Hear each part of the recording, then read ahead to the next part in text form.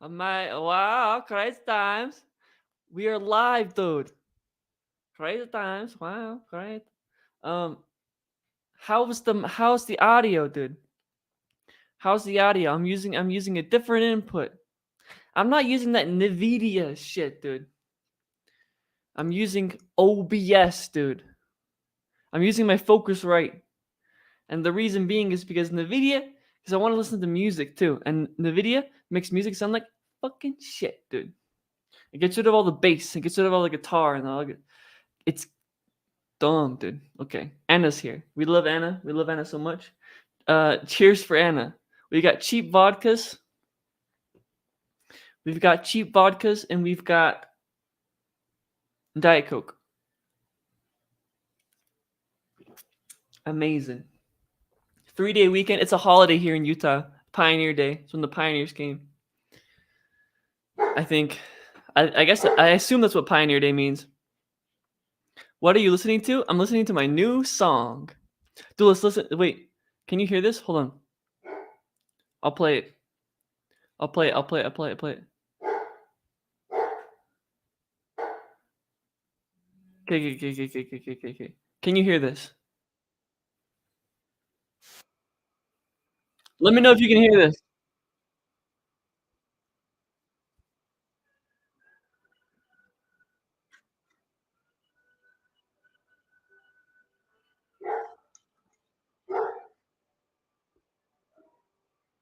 Wait, before I continue, you can't hear that? Okay.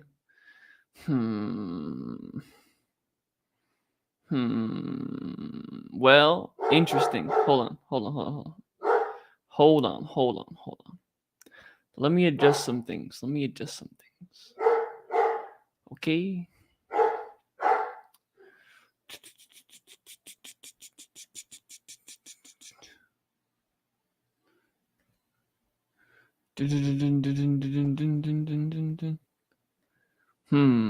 Interesting.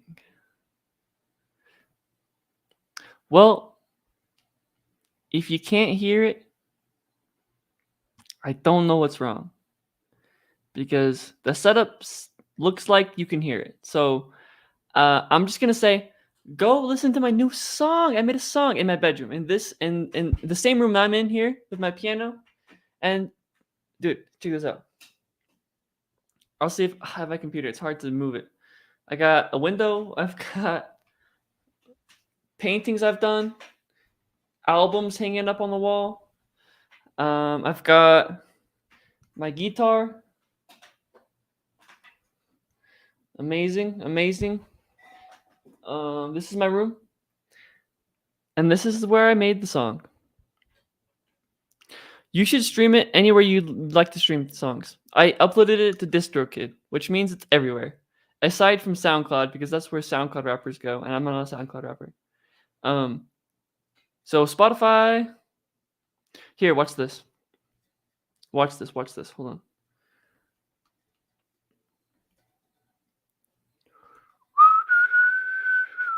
Wait, I did it wrong. Shit.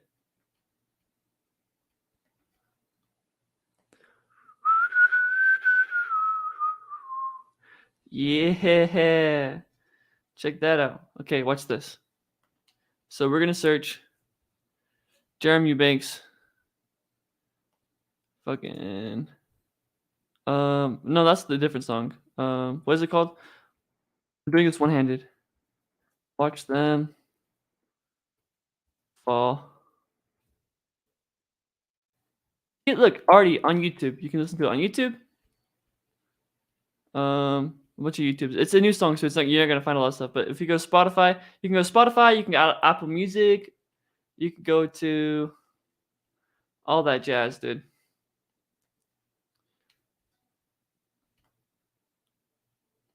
Anything you like.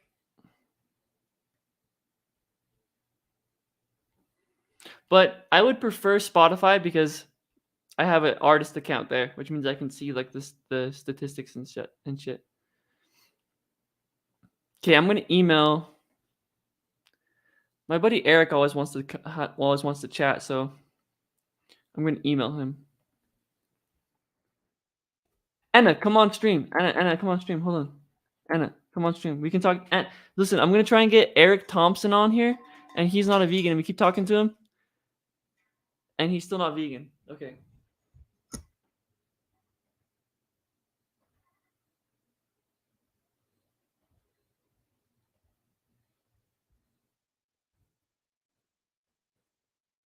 There's a link. Come on stream. Uh,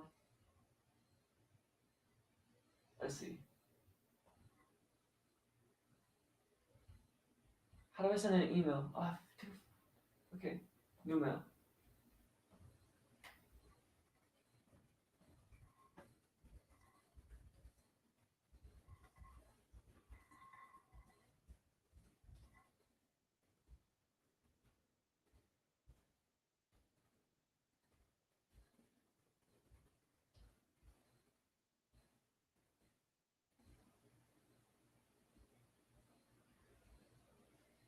Okay, how do I send? How do I send? Okay, send. Amazing. Amazing. Is Anna on stream here? I clicked add. Is Anna here? Oh, hello. Anna's here. Anna's here. Whoa. Yeah. Whee! Anna, take a shot right now. That would require leaving my room, and I don't want to do that. True. Oh yeah, but how well can you hear me? Do I sound? I think my mic is very quiet. Oh, you sound great. You sound fantastic. You sound clear and crisp. I nice. think StreamYard, what I'm using here, I think StreamYard actually does like some like automatic sound adjustment. So. Oh, that's pretty cool. Yeah. Oh, so with this non-vegan, what do you usually talk about? Is it like name the trait, or is it something different? It's weird. So I've talked with him twice, Eric Thompson. I've brought up name the trait once or twice. And so the reason he's not so he actually agrees with sort of the ethical argument for veganism. Like he thinks that like it's not good that animals are tortured and killed. But he has like a psychological, because he lives in the South, so he has sort of like a psychological hard time because all his friends aren't vegan. He works at a place that offers him non-vegan food, and he doesn't want to be like the vegan at the barbecue. Yeah, which makes sense. I mean, I like the fact I don't want to be the vegan at Thanksgiving means is the reason I don't go to Thanksgiving anymore, right? So I understand that it's hard, but I don't think that's a justification. No, and well, I also live in the South.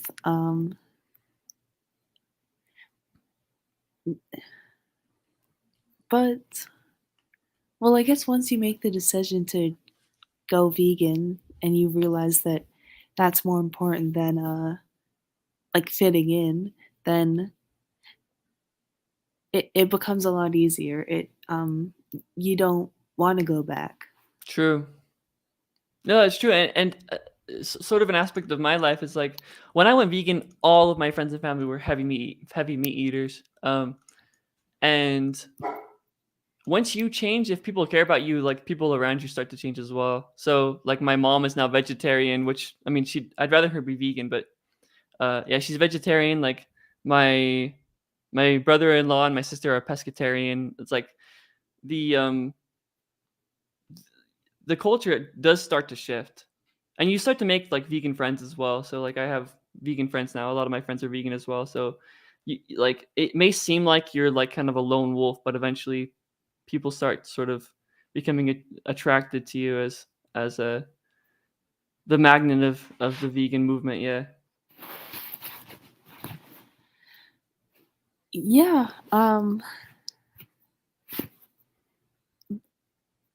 Because I never saw myself going vegan. It was always it was kind of at the back of my mind for a long time. Or even like for a long time I didn't know why people avoided dairy or eggs. but I always felt guilty eating meat. So I think I always had vegan ethics. I was just very susceptible to peer pressure, like fitting in with everyone, and I was ignorant about, well, factory farming, specifically eggs and dairy. Yeah. Yeah, I think a lot of us are. Even when I went vegan, I was like, um, not really aware of eggs and dairy. I think when I originally went vegan, I didn't eat eggs just because I didn't like eggs, and then I heard a couple of vegans talk about how dairy was bad, but I didn't really understand why. I was just like, I guess I'll just take their word for it. If they're right about factory farming, they're probably right about dairy. But I wasn't like quite sure about what was going on. Yeah. Oh, and I think like hanging around vegans makes you more committed. Like soon after I went vegan, I joined the vegan Minecraft server. So just being around these people Nice. online, it helped me it helped me be more committed. True. Yeah. Yeah. True. Definitely me going on getting more involved with like the online vegan communities definitely helped a lot. But you have to be careful because you don't want to get into some like bubble, right? Like if there's a really good argument against veganism and you're just like only listening to vegans, um, you're in your Twitter vegan bubble, then may be an issue. And I do see that a lot with like people against eating bivalves or like people against uh yeah like a lab grown meat or things like that. Oh yeah. With lab grown meat, it's interesting because it's never like a it's not I don't often see ethical concerns with lab grown meat. They just say that, well, recently I saw a claim that it was speciesist, and I didn't understand that because, well, it it isn't necessarily speciesist. You can, well, or oh, back I used to hear claims that lab grown meat would contribute to speciesism, which, well, I don't think it would contribute. I'm not, well, I don't know. Either way, it would obviously reduce, um, like meat consumption.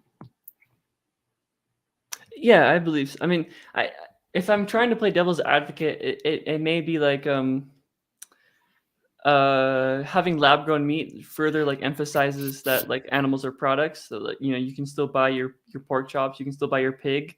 So it's kind of further emphasizes that like pig is a product.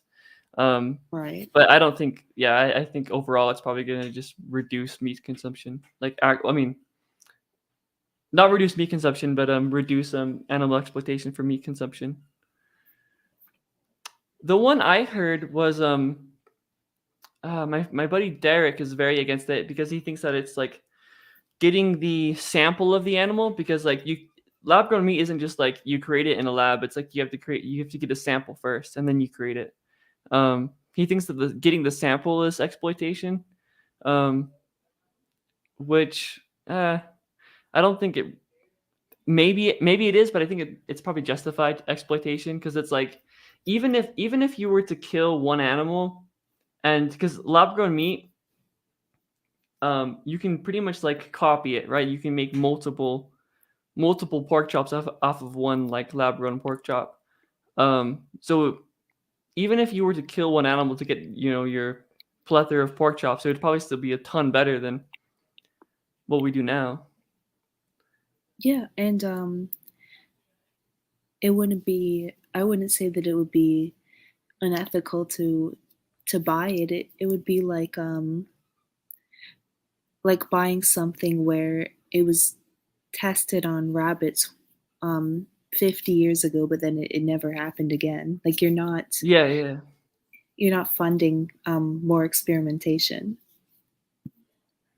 True. Yeah, yeah, yeah. It's like it's the same, sort of the similar to like using drugs that were developed by like Nazi doctors. It's like Right. they still work. It doesn't. I don't really care if that they were Nazis. Yeah.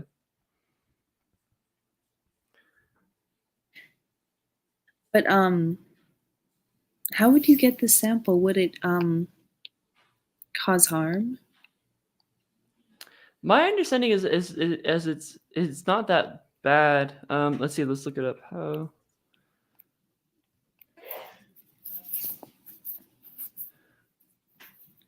Okay, I'm putting my mic down so I can type. I can type with two hands.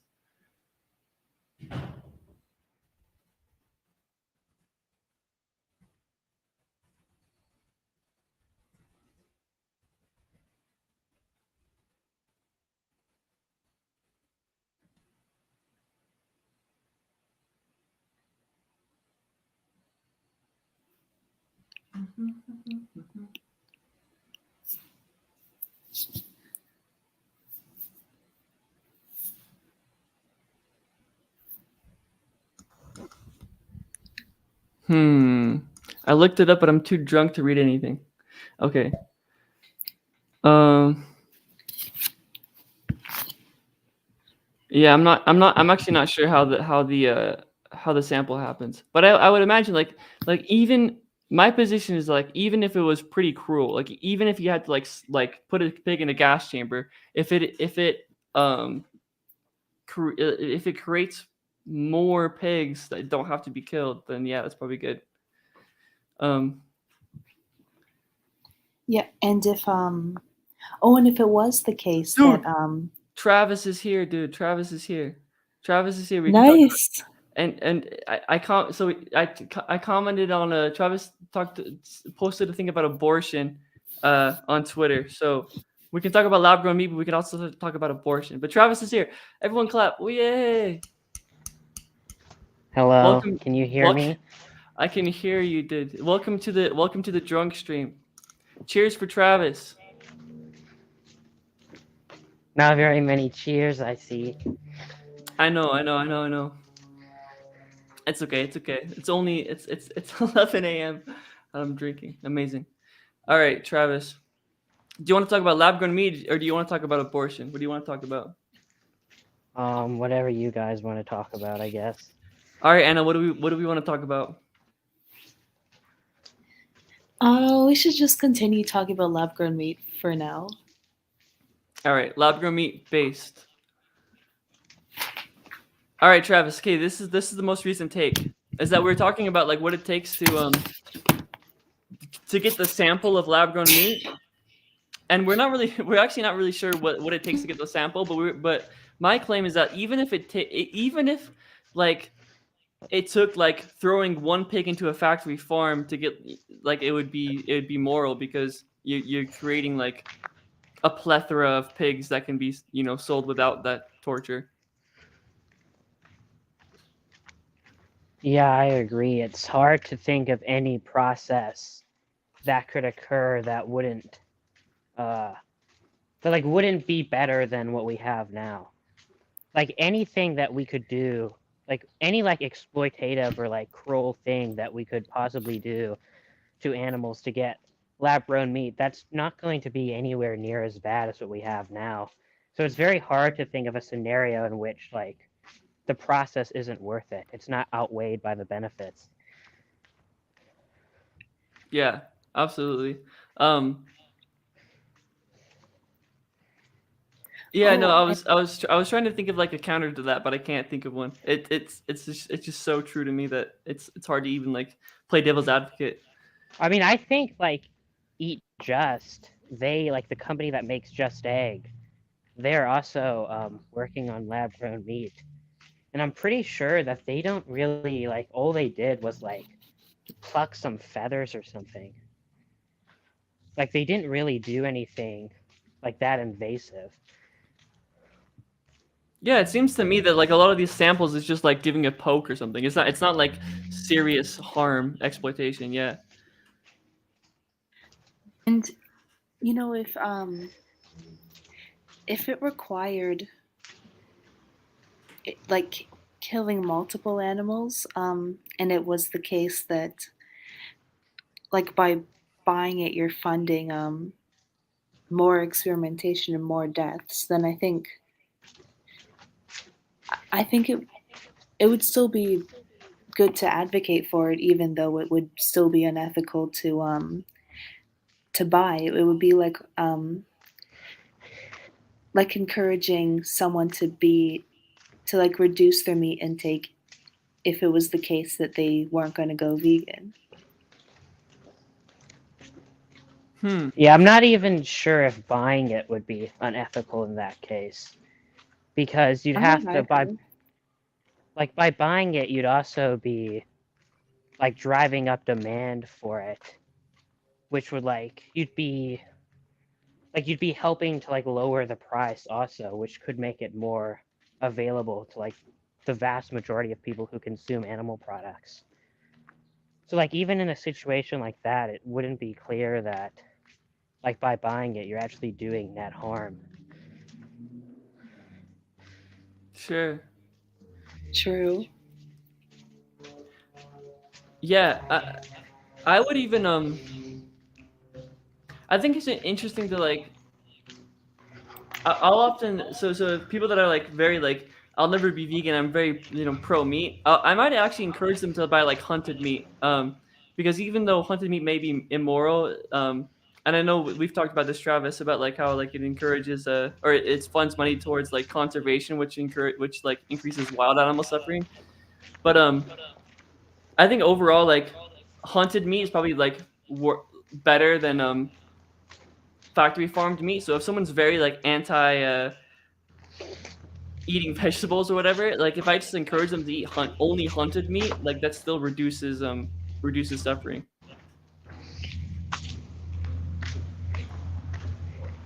Which may be in a similar realm.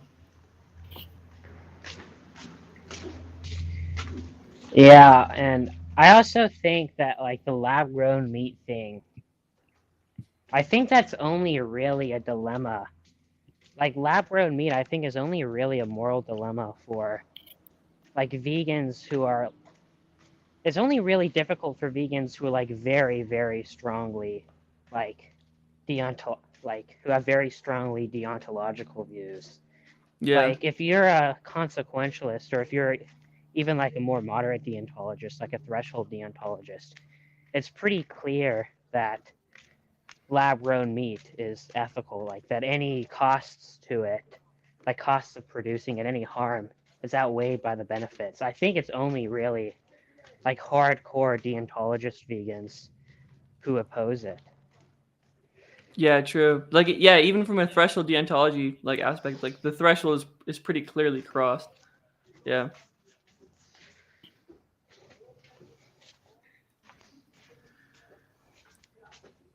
Yeah, I mean, we've seen like Ask Yourself and Avi, who are like probably the most like famous in the vegan community of like threshold deontologists who are promoting it.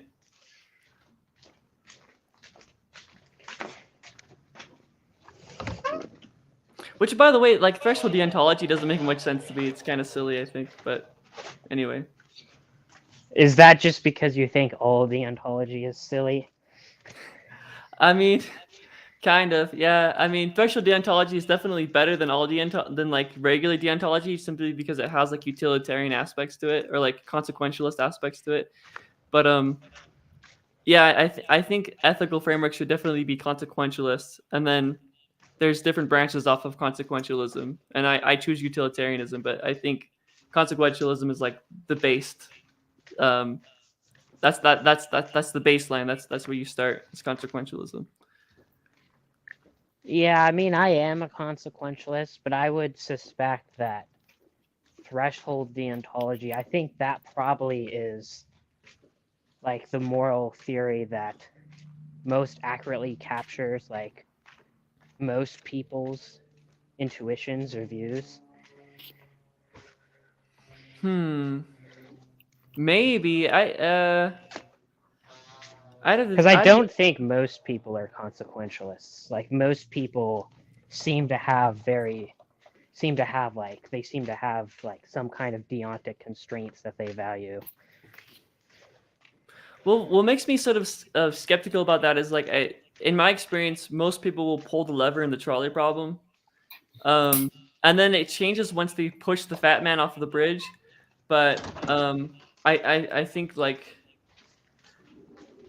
the fact that they will pull the lever, you can sort of make sort of I guess logical arguments for pushing the fat man. I don't know. It seems that to me it just seems that the fact that most people will pull the lever will they have some intuitive utilitarian or consequentialist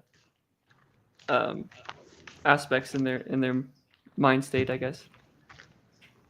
Well, I think they value consequences to some degree, but I think they also would value like deontic constraints. Like they kind of value both, which is why I say like threshold deontology would be, I think, is the most accurate probably view for most people. I mean, like in pulling the lever in the trolley problem, technically that's not in tension with deontology. Like there are many deontologists who think it's fine to do that, and who argue that there is like a morally relevant difference between just pulling the lever and pushing the fat man. Like there's like the doctrine of double effect is something that many deontologists will argue that, well, that's why it's okay to do it in one case but not in the other. Like I'm not even sure if most deontologists think it's wrong to pull the lever. I know like Avi and Isaac do, but I'm not sure if that's actually reflective of most deontologists. Like a lot of deontologists are fine with doing it. Yeah, I have heard a couple, but it seems that deontologists that I've talked to that have like seriously considered deontology are pretty much against pulling the lever. The ones that I have talked to that are for pulling, and this is pretty much just anecdotal, but like the ones that I have talked to that are for pulling the lever seem to like not have thought it thoroughly.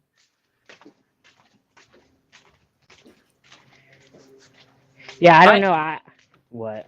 Yeah, I mean, I mean, to me, I see no difference. I think it's the same. I think pulling the lever versus pushing the fat man is pretty much the same. Yeah. Yeah, well, you just fight every bullet. Like I said the other day, you eat bullets like utility monsters eat people. True. There's nothing that you won't bite on. People could give you anything and you just bite the bullet. Yeah. Maybe that's a bad thing. Maybe it's a good thing. I don't know. But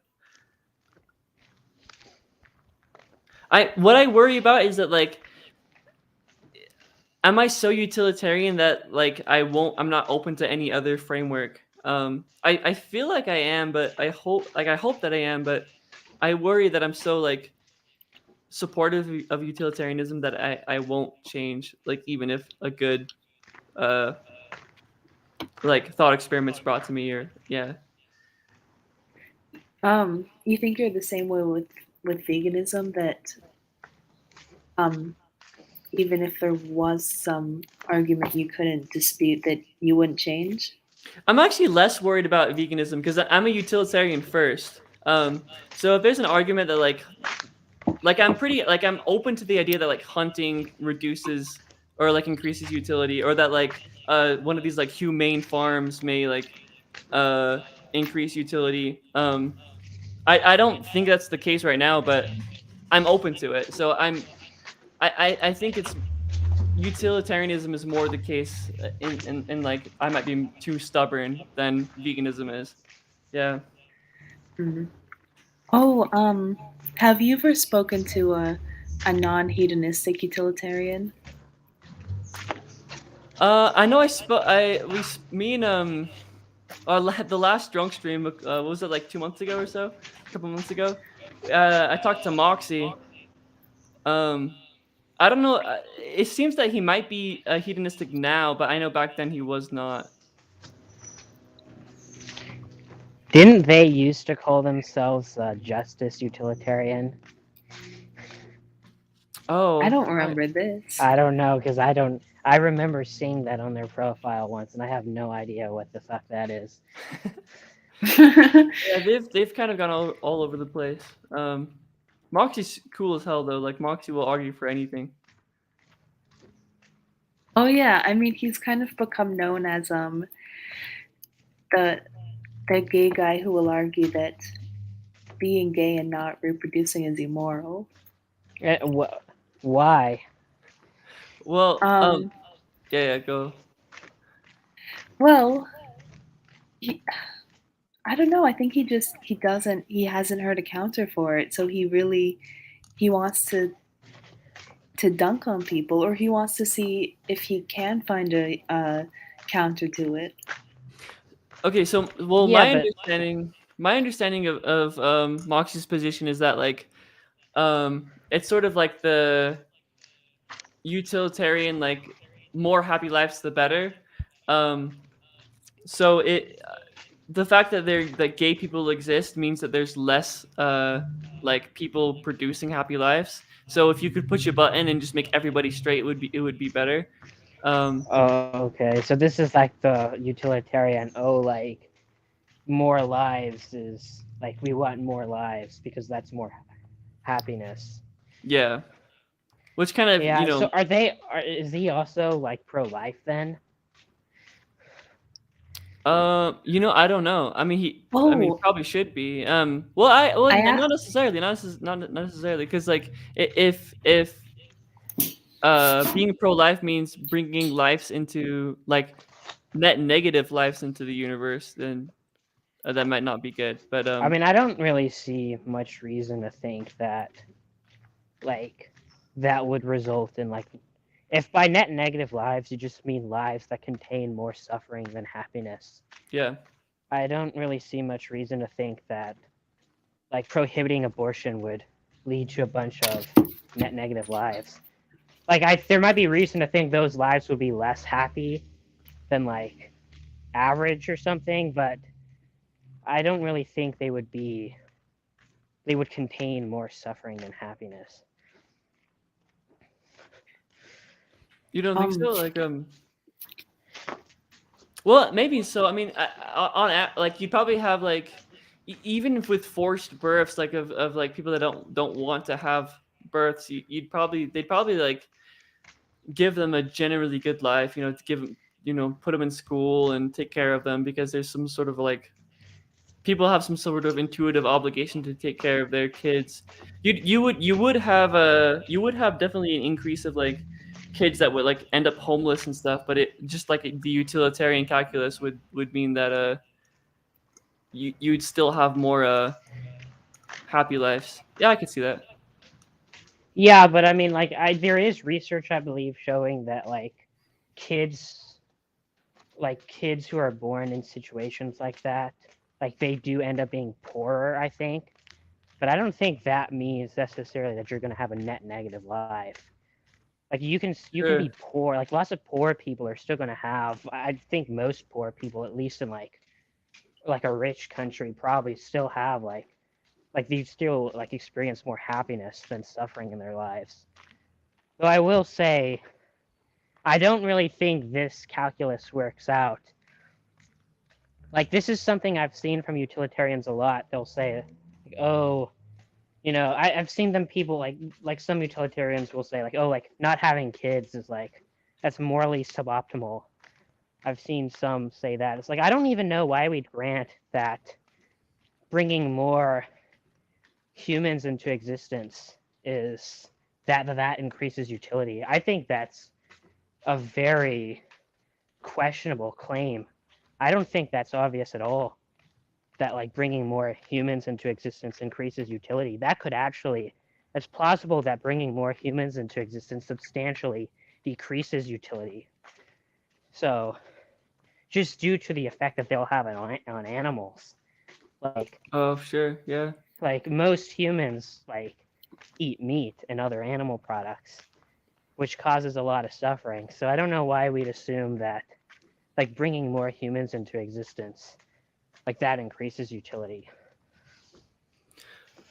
How like vegans having kids, how likely is it that the vegan kids will stay vegan? Do we know this? Do we know the statistics behind that? I'm not aware of there being any data on that. I mean, maybe there is some, but if there is, I've never seen it. I would imagine like the likelihood would be pretty high. So like maybe if you're vegan, you should probably like be a baby making machine. I don't know, but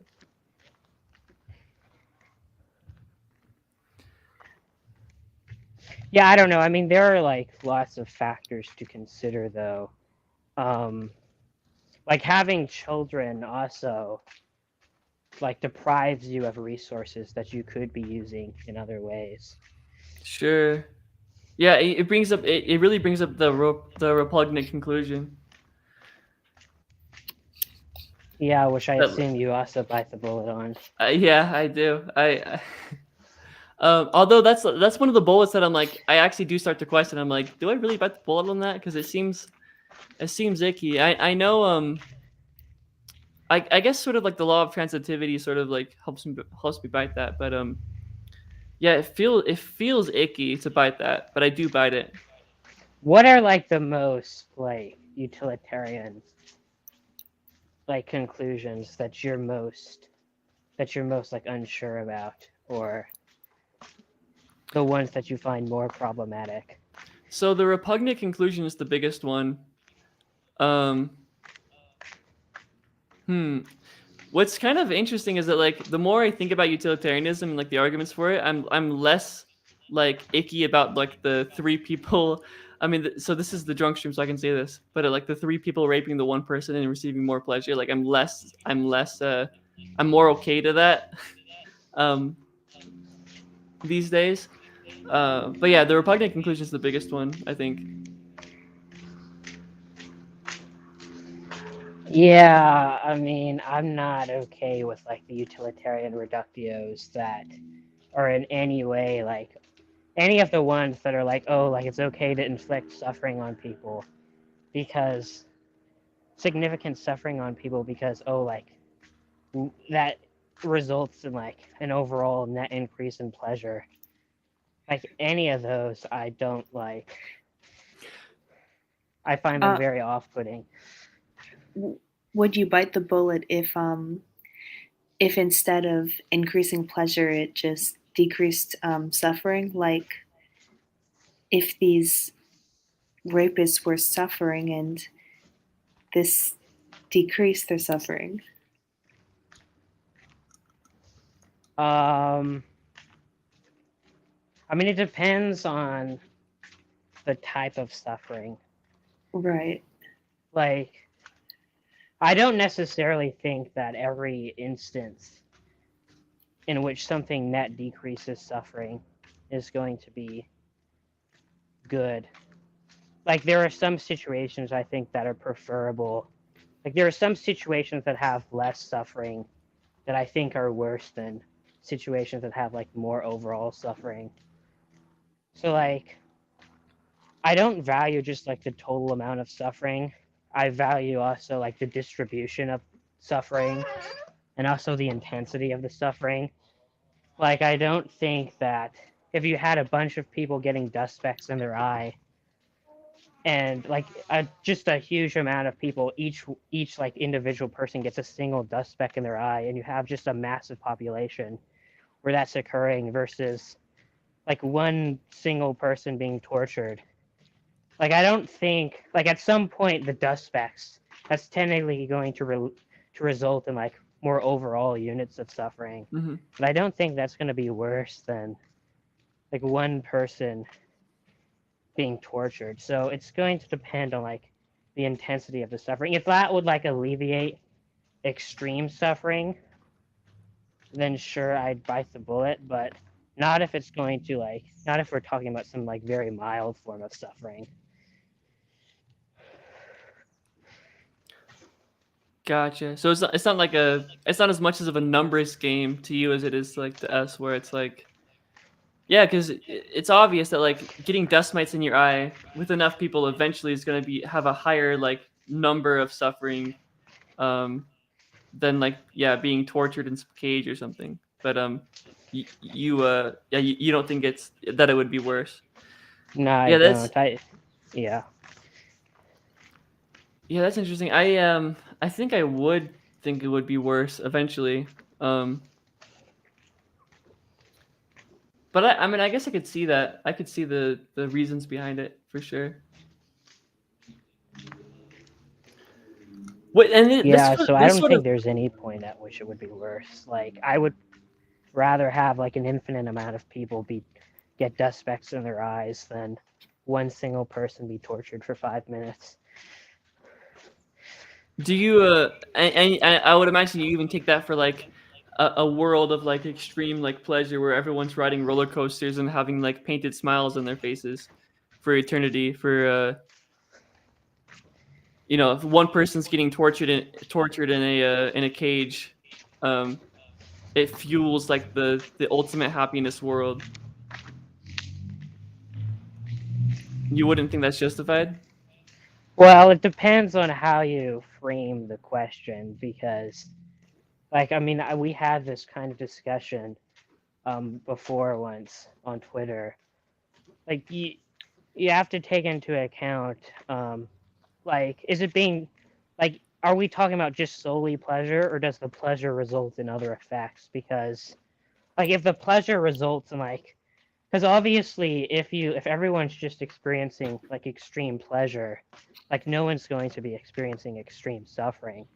Yeah. So like if you're talking about like torturing one person and like as a result everyone like experience extreme happiness, but then also like no one's being tortured as a result of that, then like yeah, in that case I'd be okay with it. But it's not really because of the happiness itself. It's because the happiness has like the consequence of alleviating the suffering.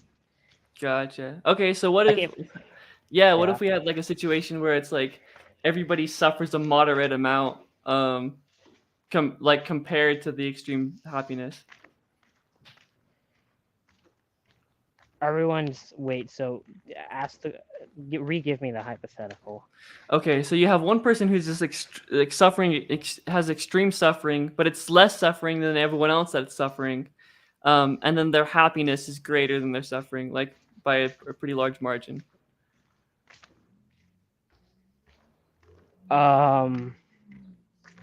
Like you're talking about a person being tortured, right? Or not? I mean, sure. We could say one person's tortured. We can even say the rest of the world is tortured, but their pleasure is higher than the suffering of their torture. So like what do they like after they're tortured they like get pleasure? Is that what you're saying? Sure. Yeah, it can even be like the fish example. Fish gave me the example of like being Oh yeah, tortured. Like, well, yeah, no, I wouldn't say that at all. yeah. Okay. Well, I can give you like I can here, let me give a hypothetical where we like just to completely eliminate any of like the secondary like effects, like oh like more happiness that has the secondary consequence of alleviating suffering. Like let's give it as an example, like right now on like planet Earth, like we can like torture one like child for a few minutes. And if we torture that child, like somehow like some currently uninhabited planet, like just like tons of like happy like beings will just suddenly like appear on that planet and just like poof into existence. And they'll live like lives of pure pleasure. Like, yeah, no, I wouldn't be okay with torturing someone for the sake of that. I would rather the person not be tortured and those happy beings not come into existence than the person be tortured and the happy beings come into existence.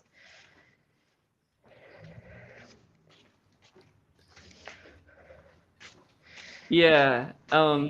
Entering the room is the utility bullet biting monster. Yeah, I would torture the child.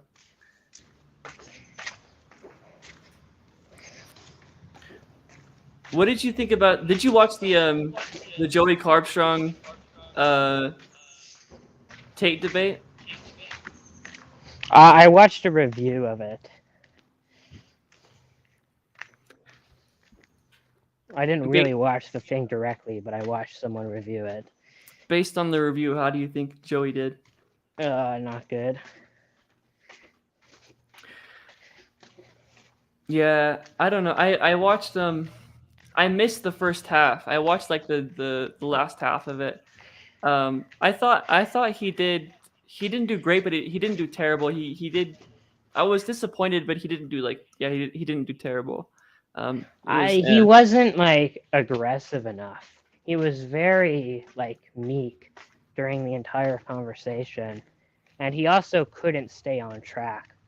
Like yeah he just kept getting derailed into a bunch of other things, which like maybe that's not as bad if you're just having like a private conversation with someone. Like if you just go into a bunch of other topics like all the time, but if you're having like a public debate and it's with a very big figure, like this person who has like over 2 million followers, at least on Twitter, like you don't want to mess around. Like you want to actually be prepared for this. Like you want to have a very strong performance, which Joey did not yeah. Like have. as much as a dog on like Ask Yourself and Avi for the, like their like burning bridges techniques. I think in that context you definitely needed someone like Ask Yourself to just, or like Avi to just really like hound on the like the bad points that Tate was making. Yeah. Yeah, I mean, I wouldn't necessarily. I mean, I'm just gonna say I wouldn't. I don't like endorse that take of yours. I haven't seen that behavior from Avi, so I don't really know what's being referred to there. Yeah. Well, so I just like we have like a couple of things. So you have like a large list of streamers who like refuse to debate Avi or Ask Yourself. Um and I think a large reason for that is because they're hard debaters. But I think and there's good aspects to that because it kind of helps get to the bottom of things, right? And especially in like context of like Tate, where it's like this large audience, like was one time debate. But I think there's a lot of value to having relationships and like building networks where you can like sort of build seeds over and over again within different communities. And if you're sort of burning these bridges by sort of being this sort of like annoying debater, then I think there's issues there. Yeah. Yeah, I mean, I don't necessarily have a problem with having like a list of people who, like, having a list of people. Oh, these people won't debate me. Like that seems fine to me.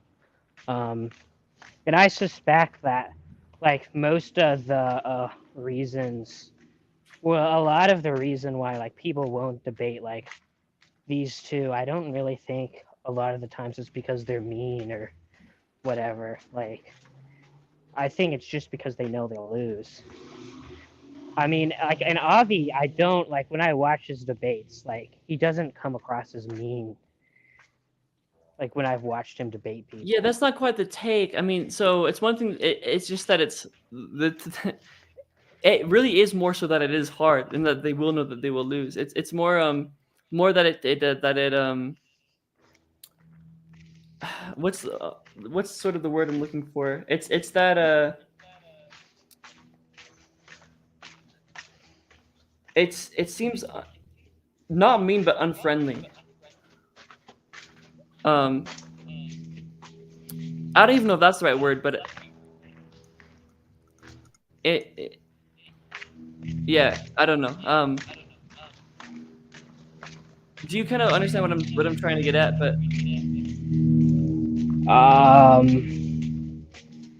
Not really with the kid. I mean, I can see it with like Isaac because I know he does have like a tendency to get angry. I mean, I don't know if he does it anymore, but at least in past videos, he's had a tendency to like get angry. Well, actually, pretty recently with like yeah, lifting vegan logic, He does have like a tendency to like snap, so I can see it with him.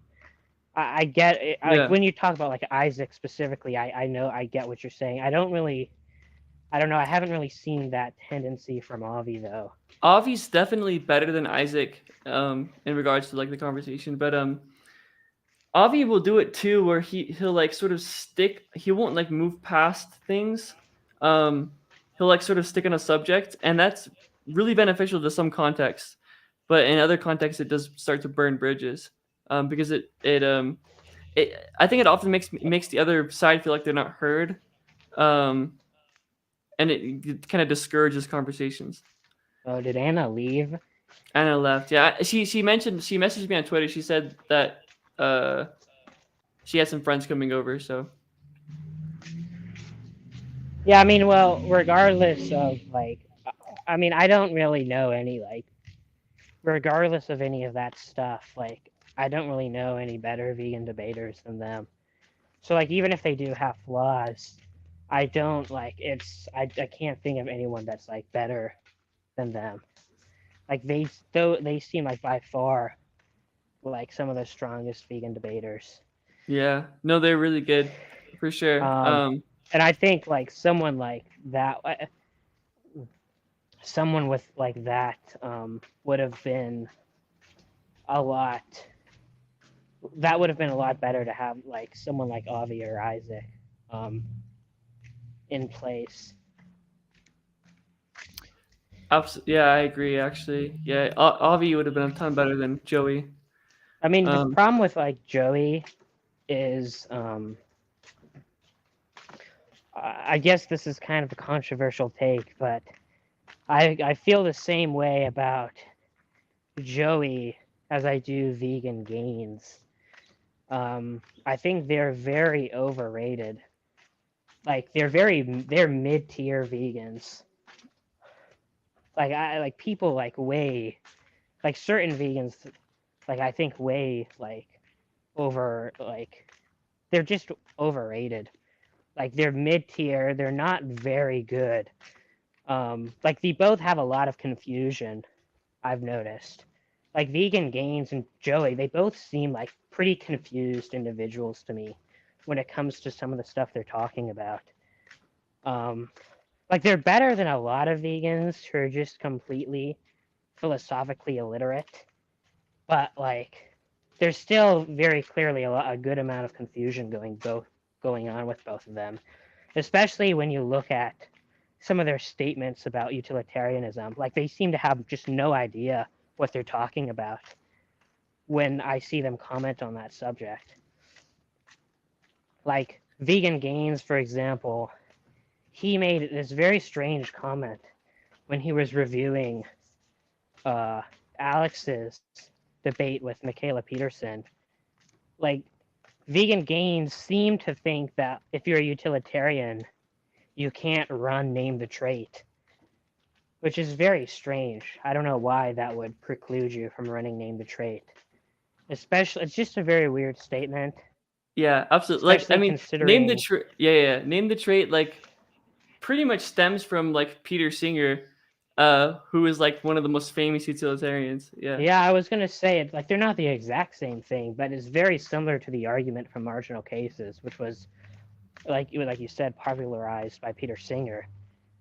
So it's like it's really weird to act like a utilitarian can't like run that sort of can't make that sort of move.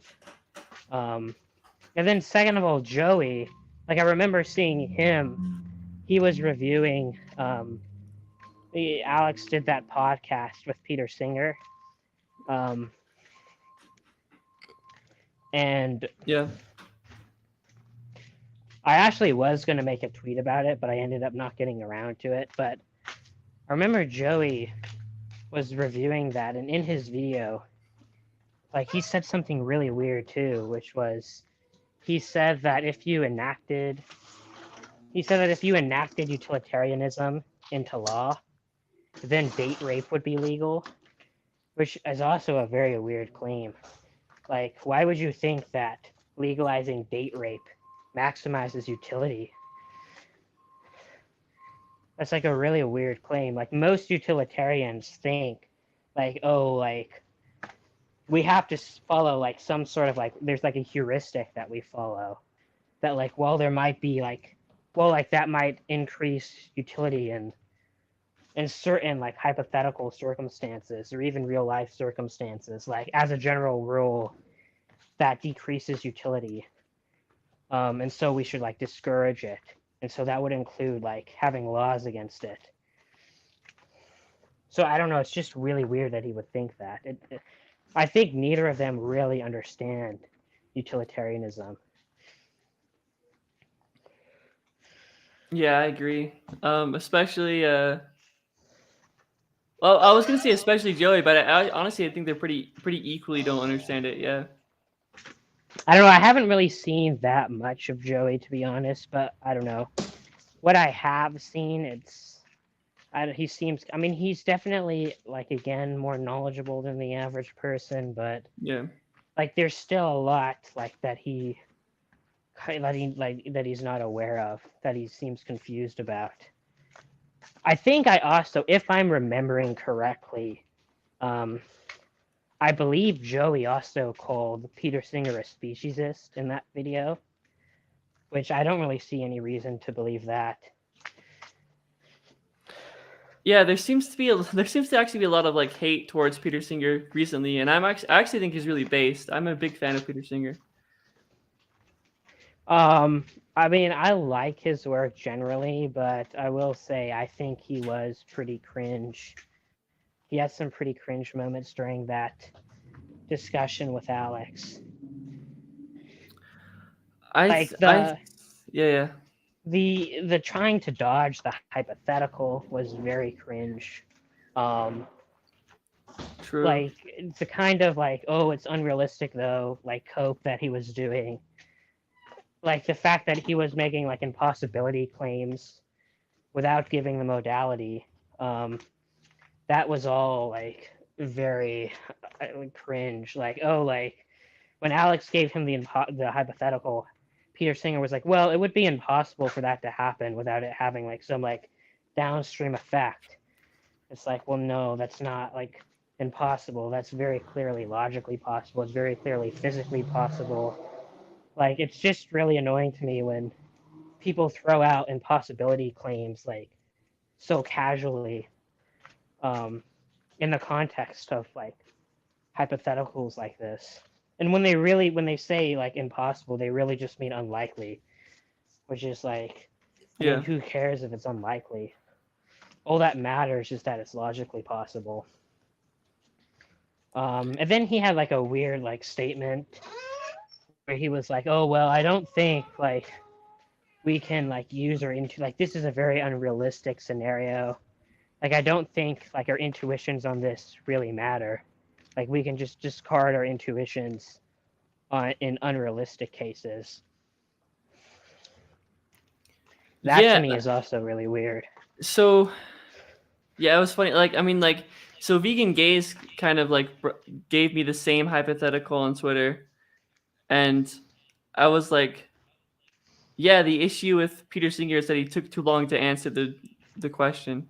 Because I do hold the position that Peter Singer eventually got to, but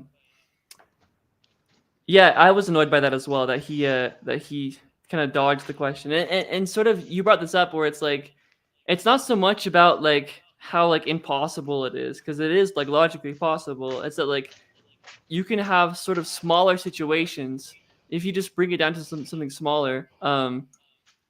That's even more like logically possible. The utilitarian like would justify it.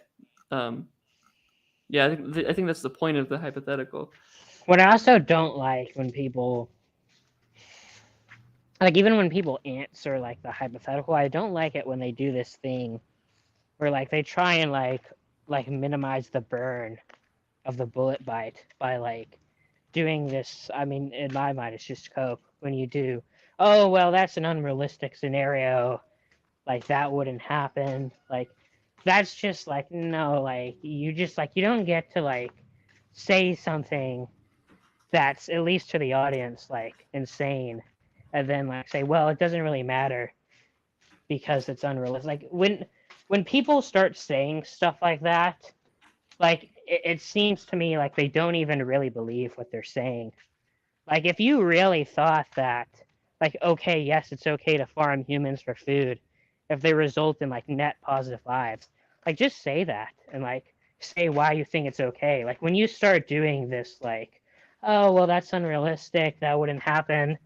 Like it kind of like comes across, at least to me, like you don't really like believe it. Like Sure. because I don't know why you do like all these like weird like mental gymnastics trying to like I don't know, trying to like lower, like, oh, it doesn't really matter that I think that. It's like just weird. Like I Yeah. would never do that. Like when someone asks me a question and like I bite the bullet on like some like controversial thing, like I don't ever say like, oh, well, that's unrealistic, or like I'll just like tell them, yeah, that's what I like think, and like here's why I think that. That's what you should do, definitely. I definitely I have issues like in that like so I guess psychologically I will do that sometimes where I'll sort of I'll do this thing where it's like, oh, it's not like it's most likely not gonna happen or whatever, but it seems that if you're biting the bullet on it, you think it's the right thing to do. So you should probably like put your foot down and support it. And because it's like, yeah, if it's the right thing to do, why are you being wishy-washy about it? Yeah. Yeah, and also like when he says like, oh, well, it's an unrealistic case, so like our intuitions on it don't really matter.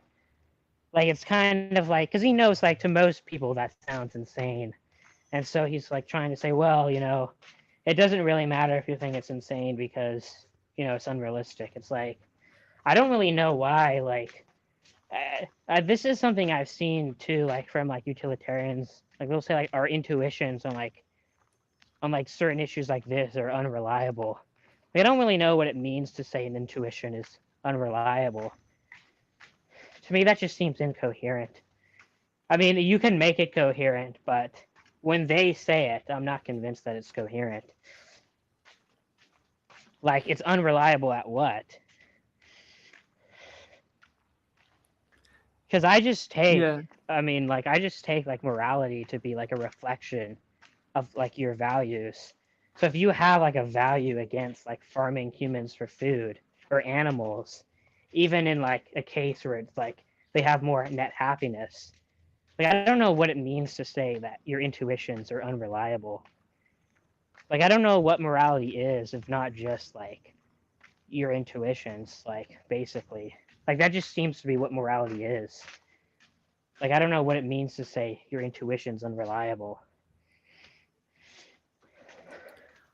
Yeah, I mean, I guess I would think that like so oftentimes I know like my intuitions I'll have some sort of intuition, but then upon reflection my intuition changes. But I guess it's sort of just that like I had a higher like order intuition that like my I don't know, like there was something that I was missing and my intuition didn't actually change. It was just like my understanding of it changed. Yeah, I mean I But think it's yeah. I definitely think that like morality sort of tends to just bottom out in like what we preference or what we desire. Yeah. Yeah, I mean I think if you like cash it out like that, if you say like, oh well, like your intuition, like sometimes your intuition are unreliable at like accurately like tracking your values. Like you think that this is what you value, but like actually like that doesn't capture like your broader your broader values. Like it makes sense to me if you frame it in terms of that. But like that's not really the framing that's not really what people mean when they say that. Like Peter Singer I know is like a moral realist. Um and again I just don't know what it means to say that like your intuition is unreliable. Like it's just like the typical like realist, like I don't know, like this weird like sort of language. Like I just and I don't know how you'd like determine which intuitions are reliable and which ones are unreliable. Like when people say Yeah. that sort of thing, it seems like really what they're saying is like, oh well, it just so happens that like all of my intuitions those happen to be the reliable ones, the ones that are truth tracking. My intuitions, these are the ones that I can trust to tell me the stance independent moral facts. But everyone else's intuitions, like you're all wrong. Like it's really like weird. Yeah, that's the thing. People have different intuitions, and yeah, and it seems like a lot of moralists will like kind of sort of appeal to intuitions, but even like yeah, it doesn't make sense to me. I mean, I know like Matthew has claimed that he's a moral realist, and he claims that like we would expect that our intuitions could be wrong sometimes, but now I'm even more confused. It's like, where are you getting this moral realism from? Yeah. Yeah, but I'm not even sure why our intuitions would like even remotely track with the moral truth if there is like if that is a coherent concept and there is some like objective moral truth. Like, why would we even expect our intuitions to cohere with that at all? Like, just because we feel like things are wrong, like, why should we take that as like, it's just like weird. Like, the moral truth could be like something completely different from what we intuit. Or like, why would we evolve? Like, why would our like morals evolve like to reflect accurately what the objective moral truth is? I don't know why that would be the case. And like, if we're gonna appeal to intuition, like you're kind of, it's kind of weird to do that as a utilitarian, because like utilitarianism is like a very unintuitive, very counterintuitive theory to most people. Like, if you're gonna appeal to intuition, it's like okay, like, and if you're gonna say like we can like find out what the correct moral intuitions are, it's like we do have to like seriously take the case, like if morality is like this objective thing, right? Well, most experts actually like this is what they actually appeal to when they like cite like when they talk about realism, or some of them will say, oh well, like most experts, and by experts they mean philosophers, like most experts think that moral realism is true. Like there's an expert consensus that moral realism is true. But like there's actually a much stronger expert consensus that utilitarianism is false. Like the vast majority of philosophers reject utilitarianism. So like it's only like 30% or so that, like according to the Phil paper survey, that accept consequentialism. And I mean, even within 30% is already a small number. I mean, not all of that 30% is going to accept specifically utilitarianism. Like some of that 30% is going to be other forms of consequentialism. Even within the group that endorses utilitarianism, there's different forms of utilitarianism. Some are going to be endorsing like negative utilitarianism. Some are going to be endorsing like preference utilitarianism. Like even among the ones that endorse utilitarianism, you have to specifically find the ones that endorse specifically like classical hedonistic utilitarianism. And by the time you've got to that point, like you have a very, very small sliver of experts who are endorsing the claim, who are endorsing the moral theory that you endorse, that you claim is objectively true.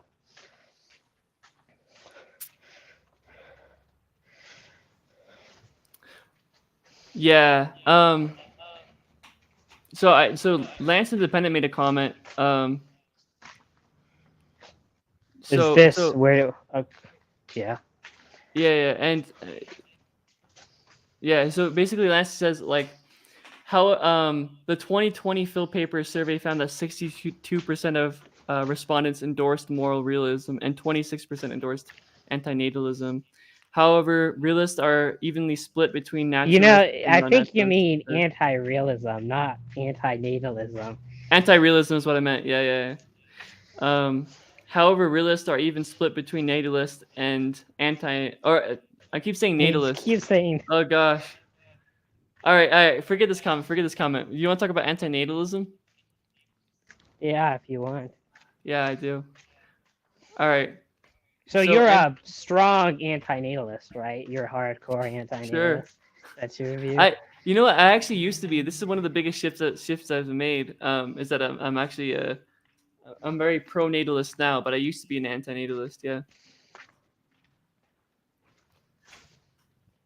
Yeah. So I mean, I mean, it kind of depends how you define antinatalism. On some definitions, I would be considered an antinatalist, and on some definitions, I would not be. So I guess it kind of depends how you characterize it. I mean, I don't personally identify as an antinatalist because I think the connotation that comes with antinatalist is that most people think that if you're an antinatalist, like that means you oppose human procreation, which I Yeah. don't. So just for that reason, I don't identify as an antinatalist. But if like antinatalist just means like I don't know, something like bringing a child, like procreating is like pro tanto wrong, or something like that, then like, or like bringing new beings into existence is pro tanto wrong, or something like that, then yeah, I probably like endorse that view. Like Okay. Yeah.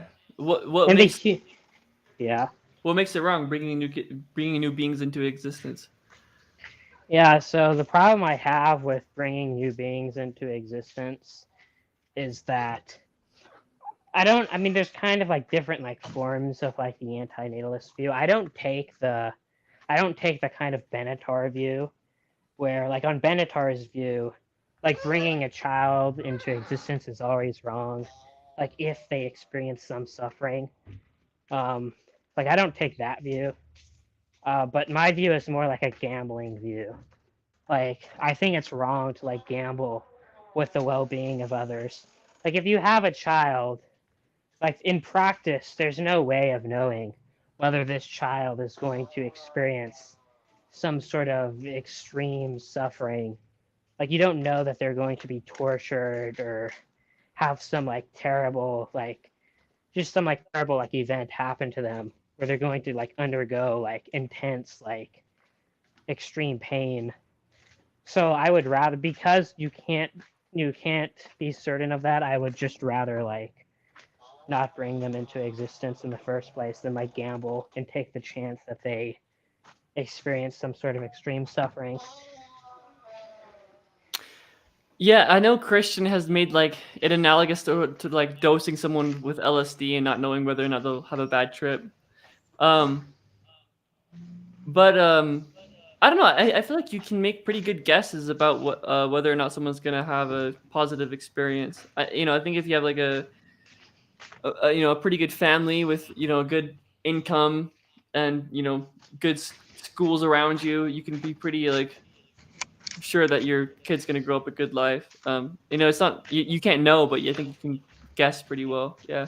I agree that like you can be pretty confident. Um, I think you can be pretty confident that your child most likely is going to have a net positive life. I don't disagree with that, but I just have a problem with um, I just have a problem with like taking like the gamble, um, especially like when you look at it beyond just an individual case.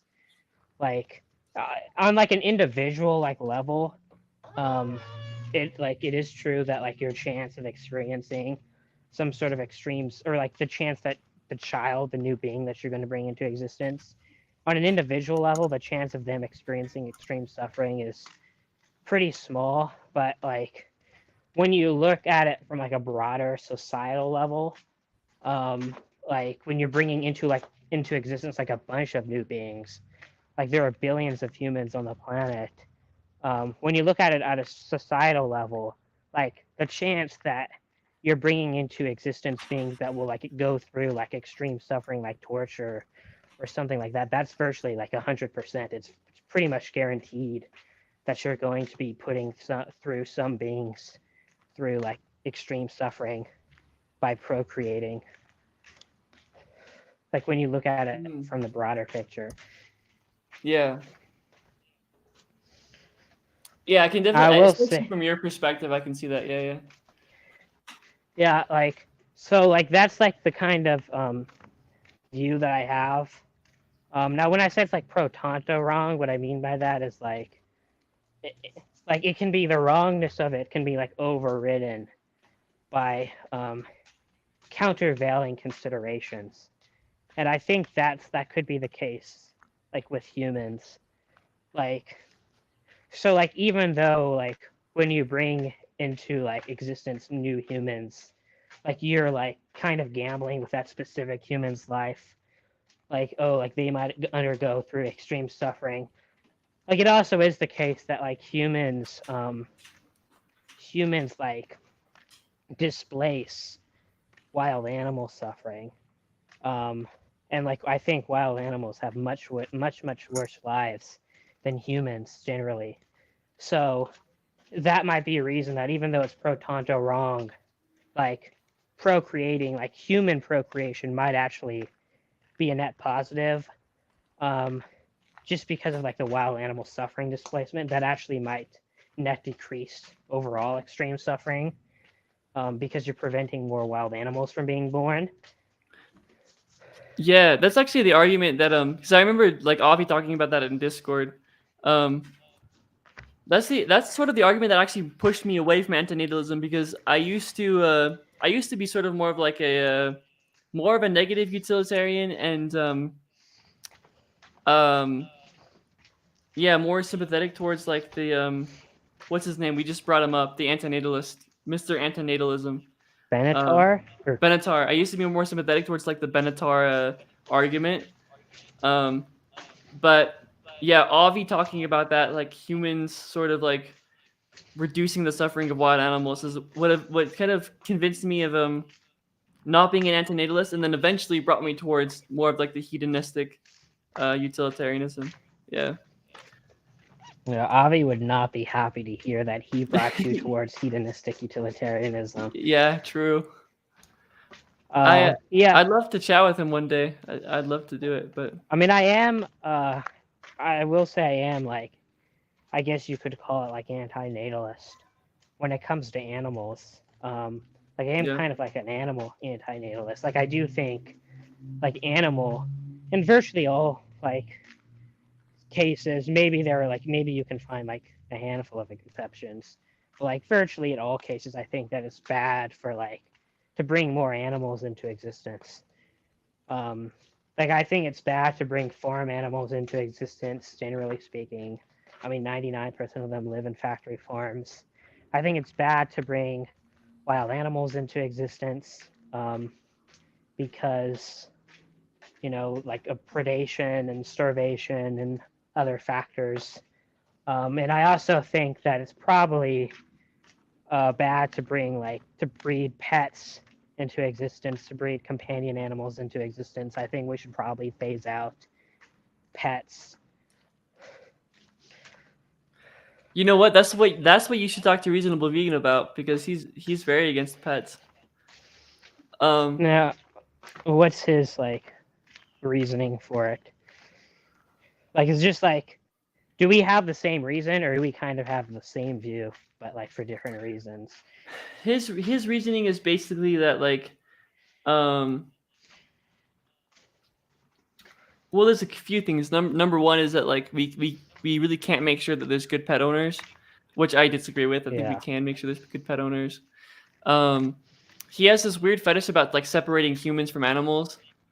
That like humans and animals should be separate from each other. Um, like making fences so like you have the wild animals and then you have the humans, which I think is really a bad take.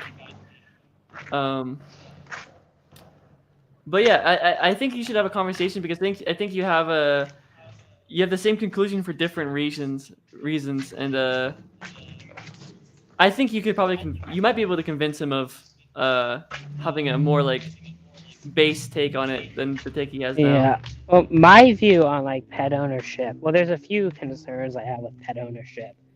Where actually I don't really like the term ownership, but I guess that's what most people call it. Yeah, sure. I don't really view it as like, I don't know. I don't really view it as like slavery, like some vegans do. Like I know certain vegans. I don't know if reasonable vegan takes this view or not, but I know at least certain vegans take the view like, oh, like having pets, that's like a form of slavery. And I don't really agree with that. I mean, I can kind of see it. Like, pets are like, it is true that like pets are technically considered property under the law. So that is like analogous to slavery in some respects. But like Yeah. in terms of how like pets are actually like treated in practice most of the time, I don't think it's really analogous at all to slavery. Like most of the times when someone has a pet, it's more like really more like having a child than having a slave. Like the way we treat pets generally. Like lots of people view like pets to be like part of the family. Um, like it's not really like a slave. It's not like having a slave, I would say.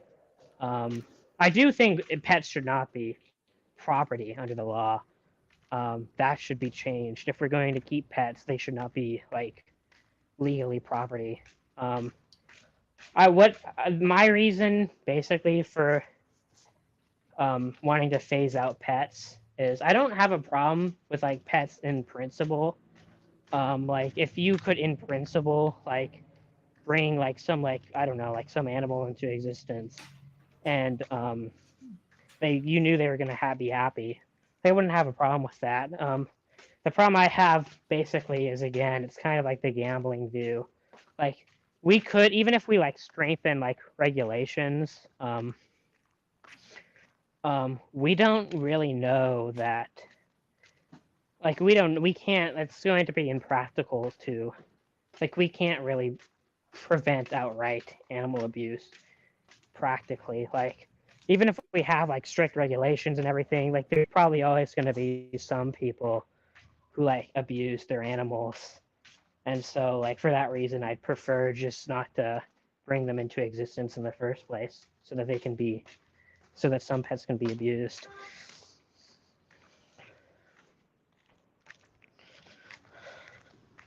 Oh, did you leave? Bruh, I'm the only one here. Is this still on? Are we still streaming? I guess this is my show now. Hello, everyone. What should I say? The sweet potato is a top tier vegetable. Bugs Bunny looks much better purple than gray. And Keeb is a fucking idiot, colorblind idiot. Don't listen to him when he says that Quack is blue. He's very clearly not blue. He's purple. I don't know what other messages I have to say.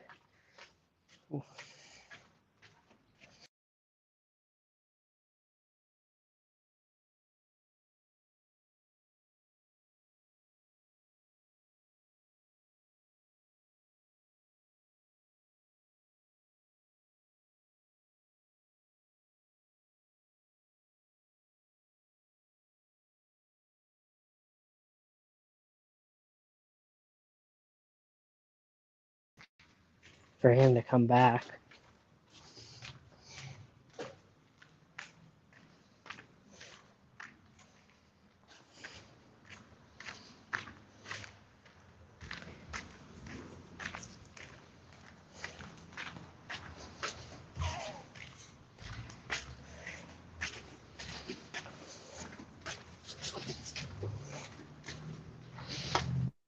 Okay, are we back? What's going on? What happened there? I don't know, dude. It just went crazy. It froze. Everything froze. But we're back Did now. you hear what I said? Because when I stopped talking, I just looked at my phone and I realized you weren't there. I don't know if you even heard what I said or not. If you were just gone the whole time. Yeah, dude. I was talking, and then all of a sudden you froze, and you stopped talking, and all I saw was the Bugs Bunny picture, and then I froze, and then I just refreshed the page. So, I did not hear the last part of what you said. Yeah. What's the last thing you heard that I said? You were talking about, I can't remember the actual like the exact words, but you're talking about like it's not clear that like even with regulations allowing pet ownership wouldn't like bring about like bad pet owners who are like Yeah, putting like there. Yeah. I feel like it's going to be like very hard, like in practice, to like completely eliminate like abuse, animal abuse in the context of companion animals. Like even if you have strict regulations, there's probably most likely still going to be some people who, for whatever reason abuse their pets, and the abuse can get like very bad. So I would just prefer to just not have pets in the first place, so that that stuff can't happen, so that it doesn't happen at all. Gotcha. And it sort of aligns with your sort of antinatalist view as well,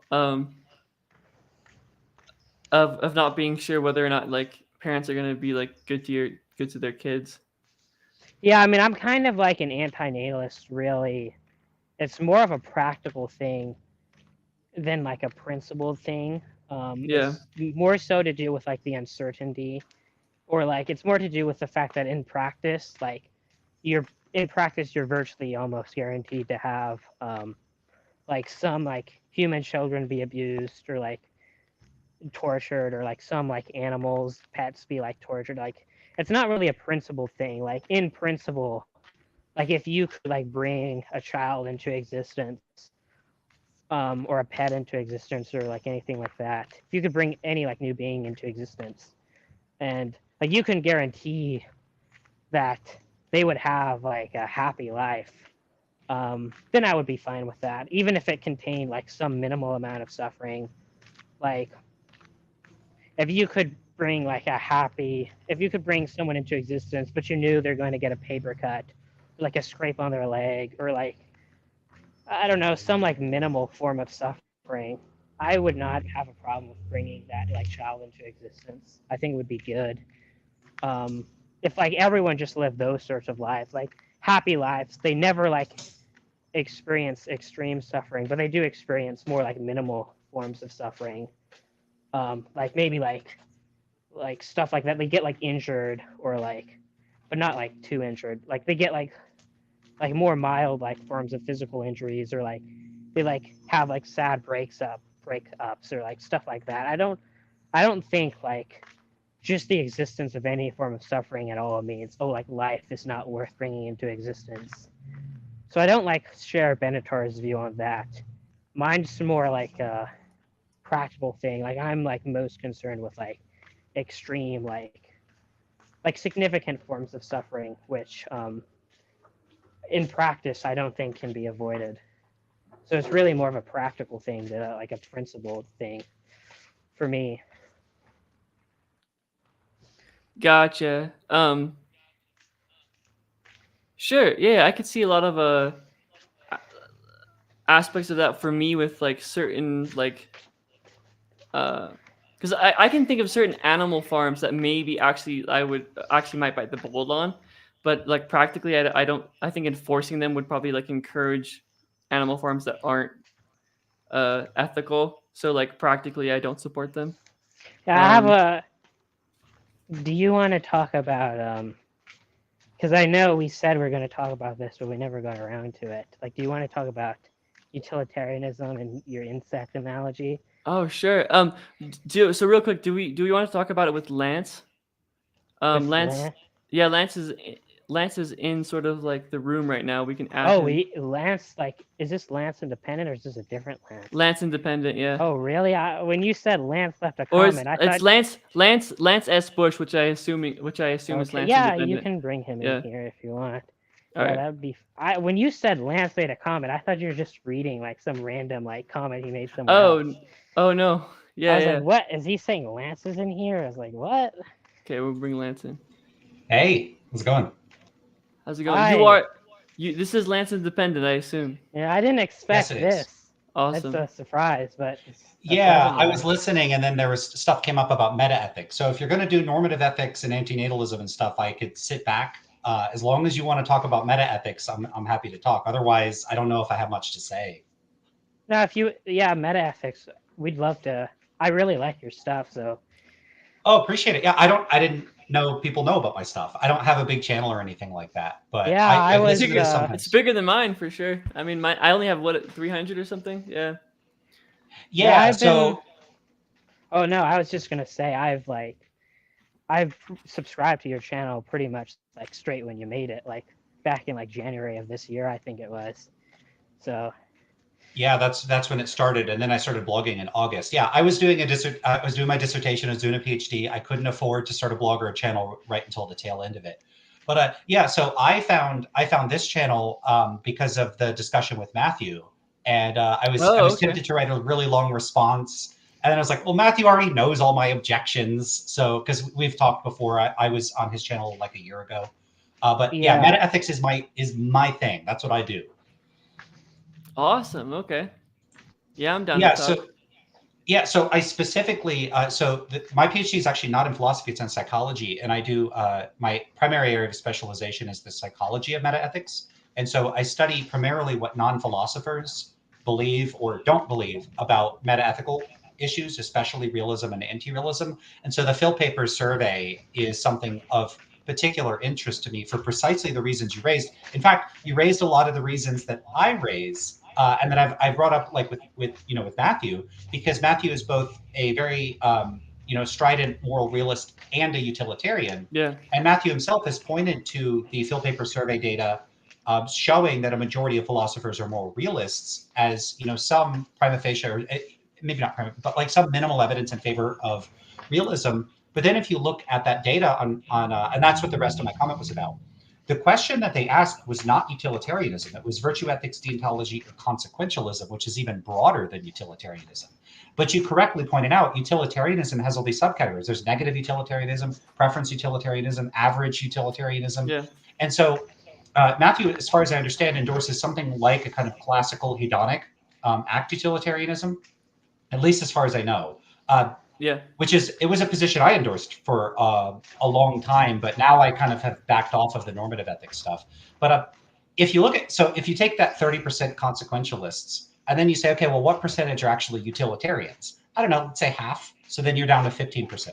And then you say, okay, well, what percentage are classical utilitarians? Maybe half of those. So now we're down to 7 or 8%.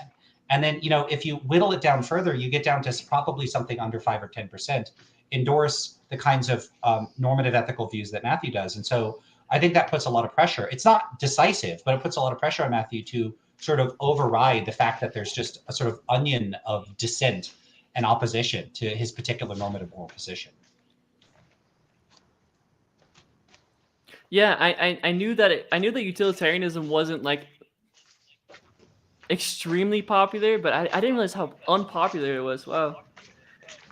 I mean, I am convinced by it. I am utilitarian, but that's interesting for sure. Yeah, I do think Matthew has quite a lot to say in defense of that, though. In fact, I think he has a blog post out today that's critiquing deontology.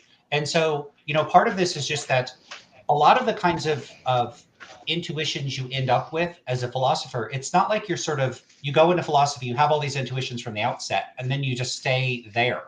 You can look through cases and thought experiments and situations, and by critically assessing them, you can recognize when some intuitions are inconsistent with others. You could put yourself in a greater state of reflective equilibrium, and you could sort of whittle away at some intuitions that seem to conflict with others. And that process is one where I think Matthew would believe that you emerge from that with utilitarianism looking a lot more plausible. So even though it seems to conflict with what most philosophers think, and even though for many people it strikes them as initially counterintuitive, I think the view would be that on reflection and through careful consideration of thought experiments and cases, one can come to see that it's not quite as counterintuitive as one might have initially supposed. And a big part of that divide is going to come down to consideration of concrete cases versus abstract cases. Sure. Yeah. I know, like, when I was first, like, back in high school, introduced to, like, the trolley problem, I was very open to pulling the lever, but I wasn't very open to pushing the fat man. And I think a lot of that had to do with, like, growing up being religious. I think religion tends to, like, be very sort of rights-based. Like, you sort of do what God says, and what God says is, like, the right thing to do. But as I further reflected on sort of these different philosophical arguments, I became more and more utilitarian.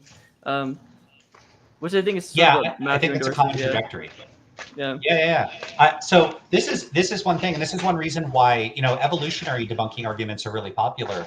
But I really favor cultural debunking arguments and similar sort of environmentally based ones, because one of the things that I think that this dispute in analytic philosophy. I mean, keep in mind, analytic philosophy is a sort of recent outgrowth of Western philosophy that is largely confined to the Anglophone world, primarily in the United States, the UK, Canada, Australia, New Zealand, those sorts of places.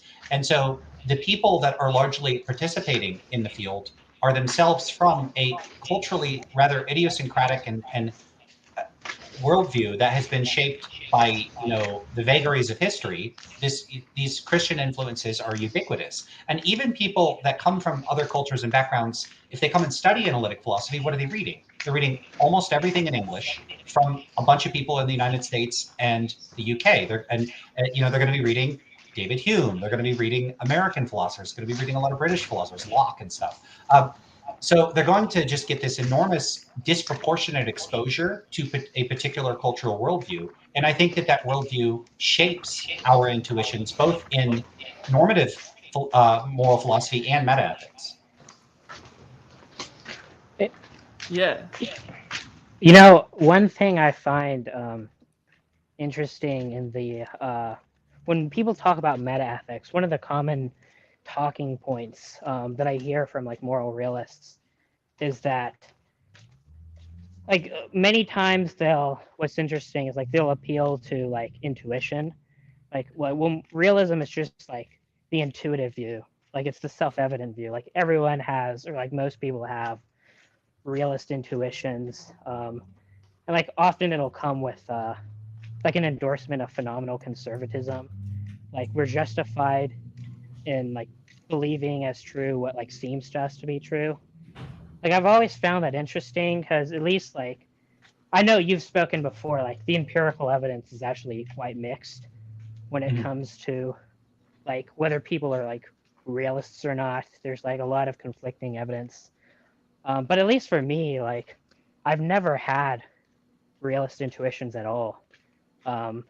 Like as far back as I can remember, I've always had like anti-realist intuitions, like strongly anti-realist ones. So like even if I were to like accept like phenomenal conservatism and I were to kind of go down that route, like that wouldn't really like get me to realism. Like, it only works if you already have realist intuitions, which I don't. So Yeah, so I never had realist intuitions myself, as far as I can recall. And one of the interesting things, there's a couple things I'll note actually. If you look carefully at the way that philosophers talk about the different positions that they endorse, they won't typically say, let's say someone is going to say that the fact that murder is objectively wrong is intuitive. What they won't typically say is it's intuitive to me, or I find it intuitive that murder is objectively wrong. They'll just say it's intuitive or it's counterintuitive without qualification or specification. Now, that could be taken to imply that they're just referring to themselves, but often what will happen is if you discuss the intuitiveness of positions with people, they seem to take it as a sort of quasi psychological claim about that, like that it's almost as if the view is intrinsically intuitive or not intuitive. But views can't be intuitive or not intuitive. The intuitiveness of a view is a relational fact about the attitude or the epistemic standpoint any particular individual takes towards the view. And so it's very weird to say realism is intuitive, because it can only be intuitive to people. So, and it's not intuitive to you, it's not intuitive to me. And so this is one thing to pay attention to, is when they say something is intuitive or counterintuitive, to go, hold up, intuitive to who? Who are, and they also will use this language of saying we or our. They'll say we think this, or our intuitions are. Who is we? Who is our? yeah, and one thing I also find interesting is that like sometimes I've seen realists like they'll like try and cite evidence that most people have real intuitions, and like the purported evidence will be things like, oh well, most people like have very strong views about like a subject, or like most people want to like impose their like moral views, like they want to enforce their moral views, they want it to be put into law, they like protest. It's like I'm not really sure it's weird to me. I'm not really sure how like any of that really indicates realism, because Yeah, it has like I nothing to do with it, right? yeah like it's really weird to me to like cite those as like, well, this is like evidence most people have realist intuitions. Like, why couldn't I be like, why can't I be an anti-realist and do all those same things? Because like, I mean, speaking for myself, like I think the earliest I've thought about like meta ethics would be about like 15, not in like any sort of like academic like situation, like, but just kind of like a vague idea. Like I've always had like some like intuition that like morality is subjective, like, but at the same time I would like take like very like strong stances towards like moral issues, and even like very contentious ones. And like I never saw any sort of conflict between those two. Like if you asked me at that time, like, oh, do you like think this is wrong?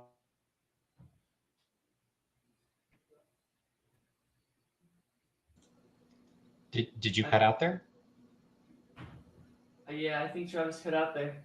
Can you hear me? Uh-oh. I can hear you. Okay. Am Well, I Travis. still hello? Oh, Can you you cut hear out for me? a second. You're back. Oh, Okay. okay.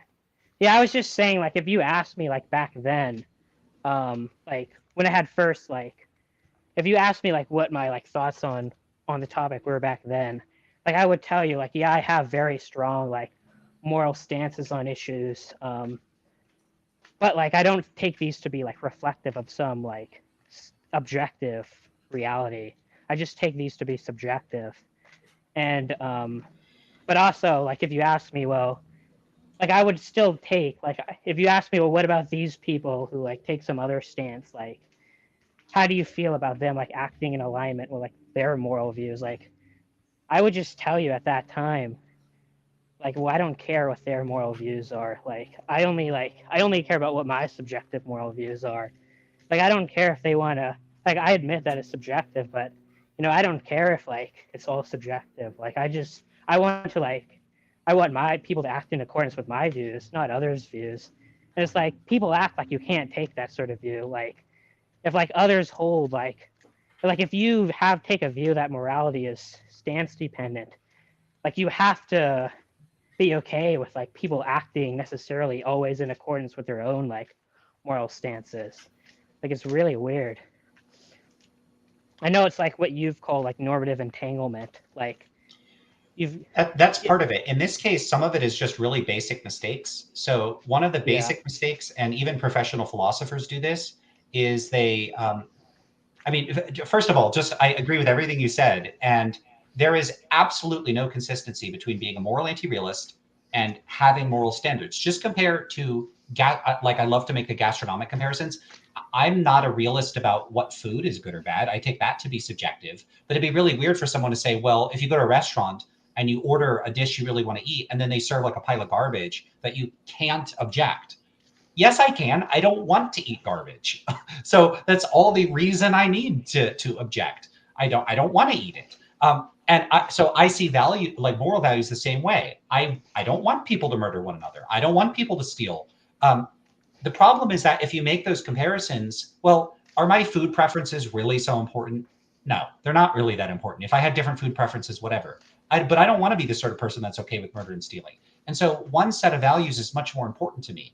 But when I'm comparing the two, I'm not comparing them in terms of their importance. Moral values are way up here. My taste preferences are way down here. One's much more important than the other. But that is not the point of comparison. The point of comparison is in terms of their metanormative characteristics, namely that I tend to treat both functionally as subjective, at least with respect to the way I speak and think and act.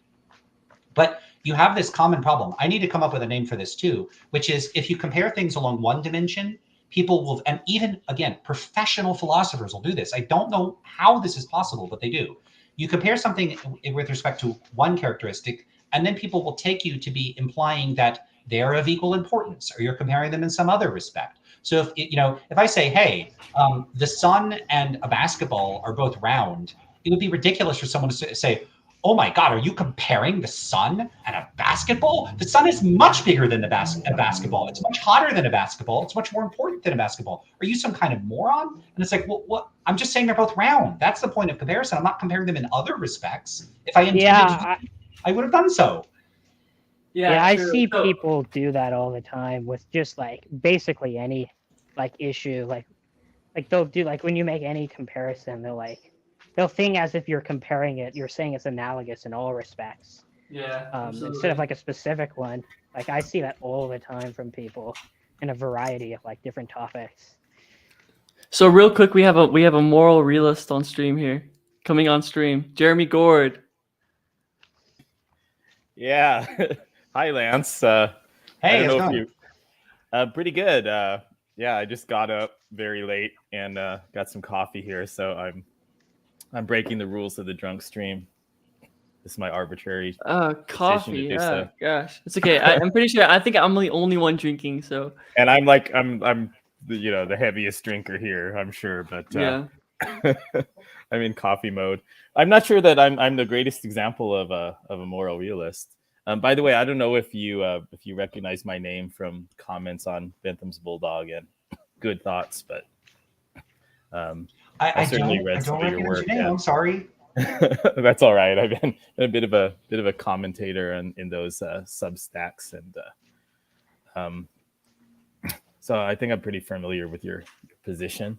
I don't know if I'm the best example, and one big reason is that I think that that most of the plausible moral realist arguments are also pretty good arguments for realism in other normative domains like aesthetics, like judgments about humor or the physical attractiveness of people, or the quality of art. And for example, I study linguistics, by the way. I'm a foreign language teacher, and so this kind of syntactic argument that we seem to be able to use the same linguistic structures to talk about moral statements that we do, talking about non-normative statements. Well, that seems to be true about aesthetic statements as well, right? Exactly the same way. So you could say something like, if I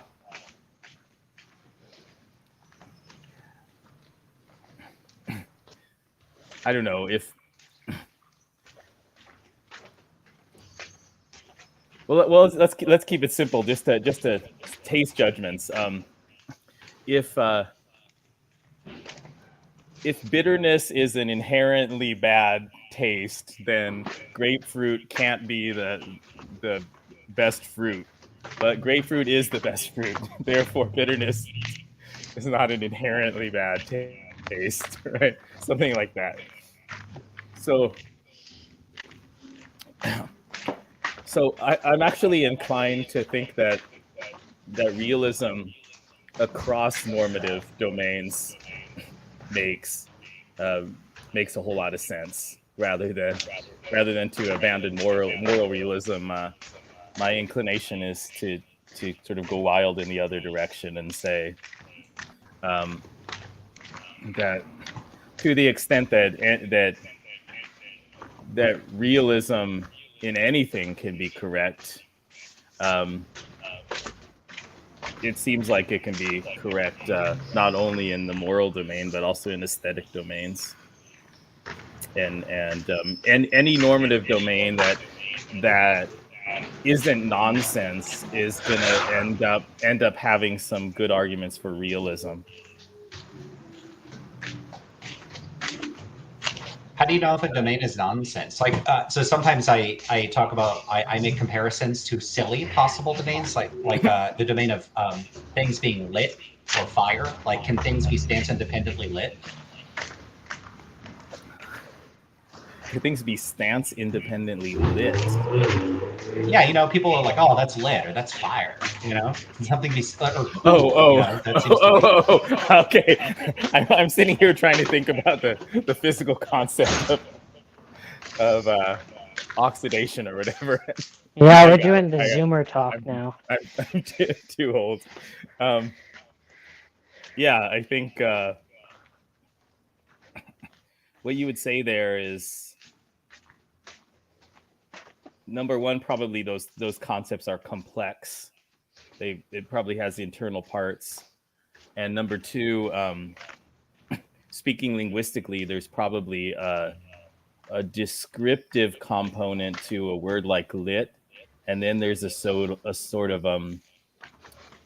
pragmatic or social interactive kind of aspect to it, where you use it in certain circumstances, social circumstances, where the reason for your using it includes something beyond the descriptive content, and kind of like, the times when people would say, like in greetings, hey, how's it going? And you say pretty good. And it's not exactly expressing the descriptive content that you're doing pretty good. So there seems something like that in the use of those words. But as far as as we could isolate the descriptive content referring to the subject, the predication of something over a subject, that it's lit. I guess the same arguments for moral realism could probably apply to that. Yeah. I wanted to ask you something that makes me think maybe I'm anti-realism curious, because it comes up, especially talking to deontologists, that really baffles me, and that's this idea that when you hold a normative view, it would automatically motivate your behavior. There's a lot of people who seem to talk as if really believing something that's wrong just means you don't do it. And that seems really nuts to me. The normative position that seems right to me is a scalar consequentialism that doesn't have any concept of moral obligation. Moral rightness and wrongness appears to be a continuum where you can only talk about states of the world and actions that bring about states of the world in terms of degrees or comparisons of rightness and wrongness. So there's certainly something else required for my action, in addition to a judgment of how, whoa, is this coming from me? I think it might be Travis. So I have. Oh, you're muted. Oh, okay. Travis, are you in a train? Are you in a train station or an airport or something? Oh, I'm sorry. I was outside. Oh, gotcha. Okay. There- Yeah, there's big old plane noises or train noises or something coming from you. So Yeah. Hold on, I'll be right back. I'll go inside right now. okay, Then very I'll come good. back. Cool. Yeah, so I definitely don't believe that judgments of the rightness or wrongness of an action automatically motivate behavior. And when I think about whatever other psychological features need to be there for me or anyone to actually take an action that's more morally right over one that's less morally right, that does seem dependent upon my attitudes. So if moral realism is taken to entail some kind of causative force over one's actions, then I don't believe it. I think I accept subjectivism, because actually getting me to act in a moral way, it doesn't seem to me that it could not be dependent upon my attitudes in the sense that it's used by anti-realists. So I see the moral claim in itself as only being one input into the ultimate action of the moral agent.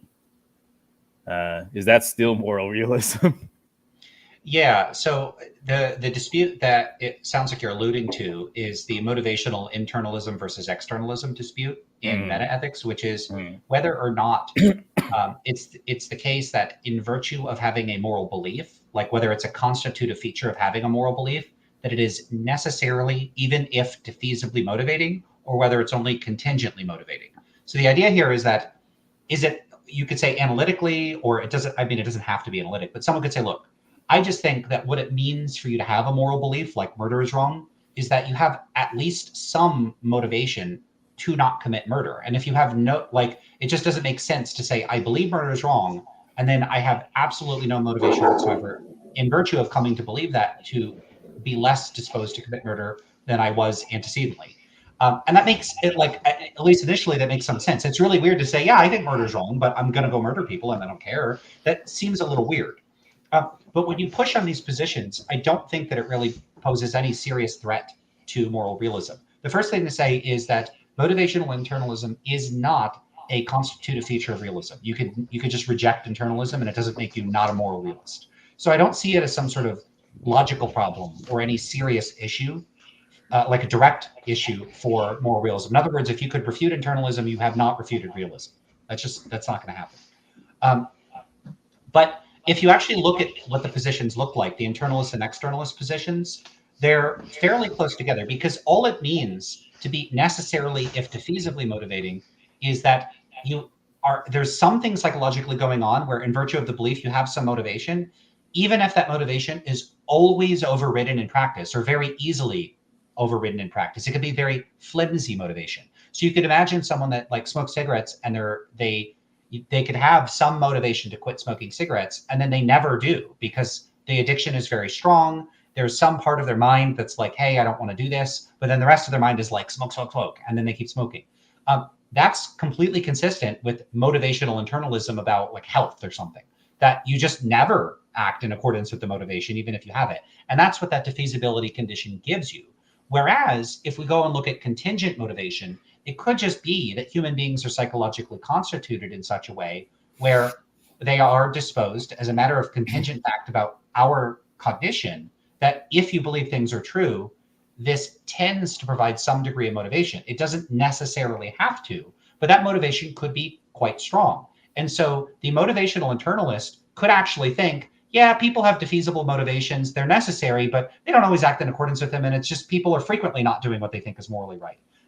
Whereas the non-necessary, the externalist, could say there's a very strong contingent connection. And so even though it's not necessarily the case, in practice, people frequently act in accordance with their moral motivations. And it's very hard for them not to. And so the views actually end up, to me, looking like a rather academic and almost trivial distinction that's just not very interesting or important. I see. Yeah, thank you for that. It does kind of strike me as unimportant, except,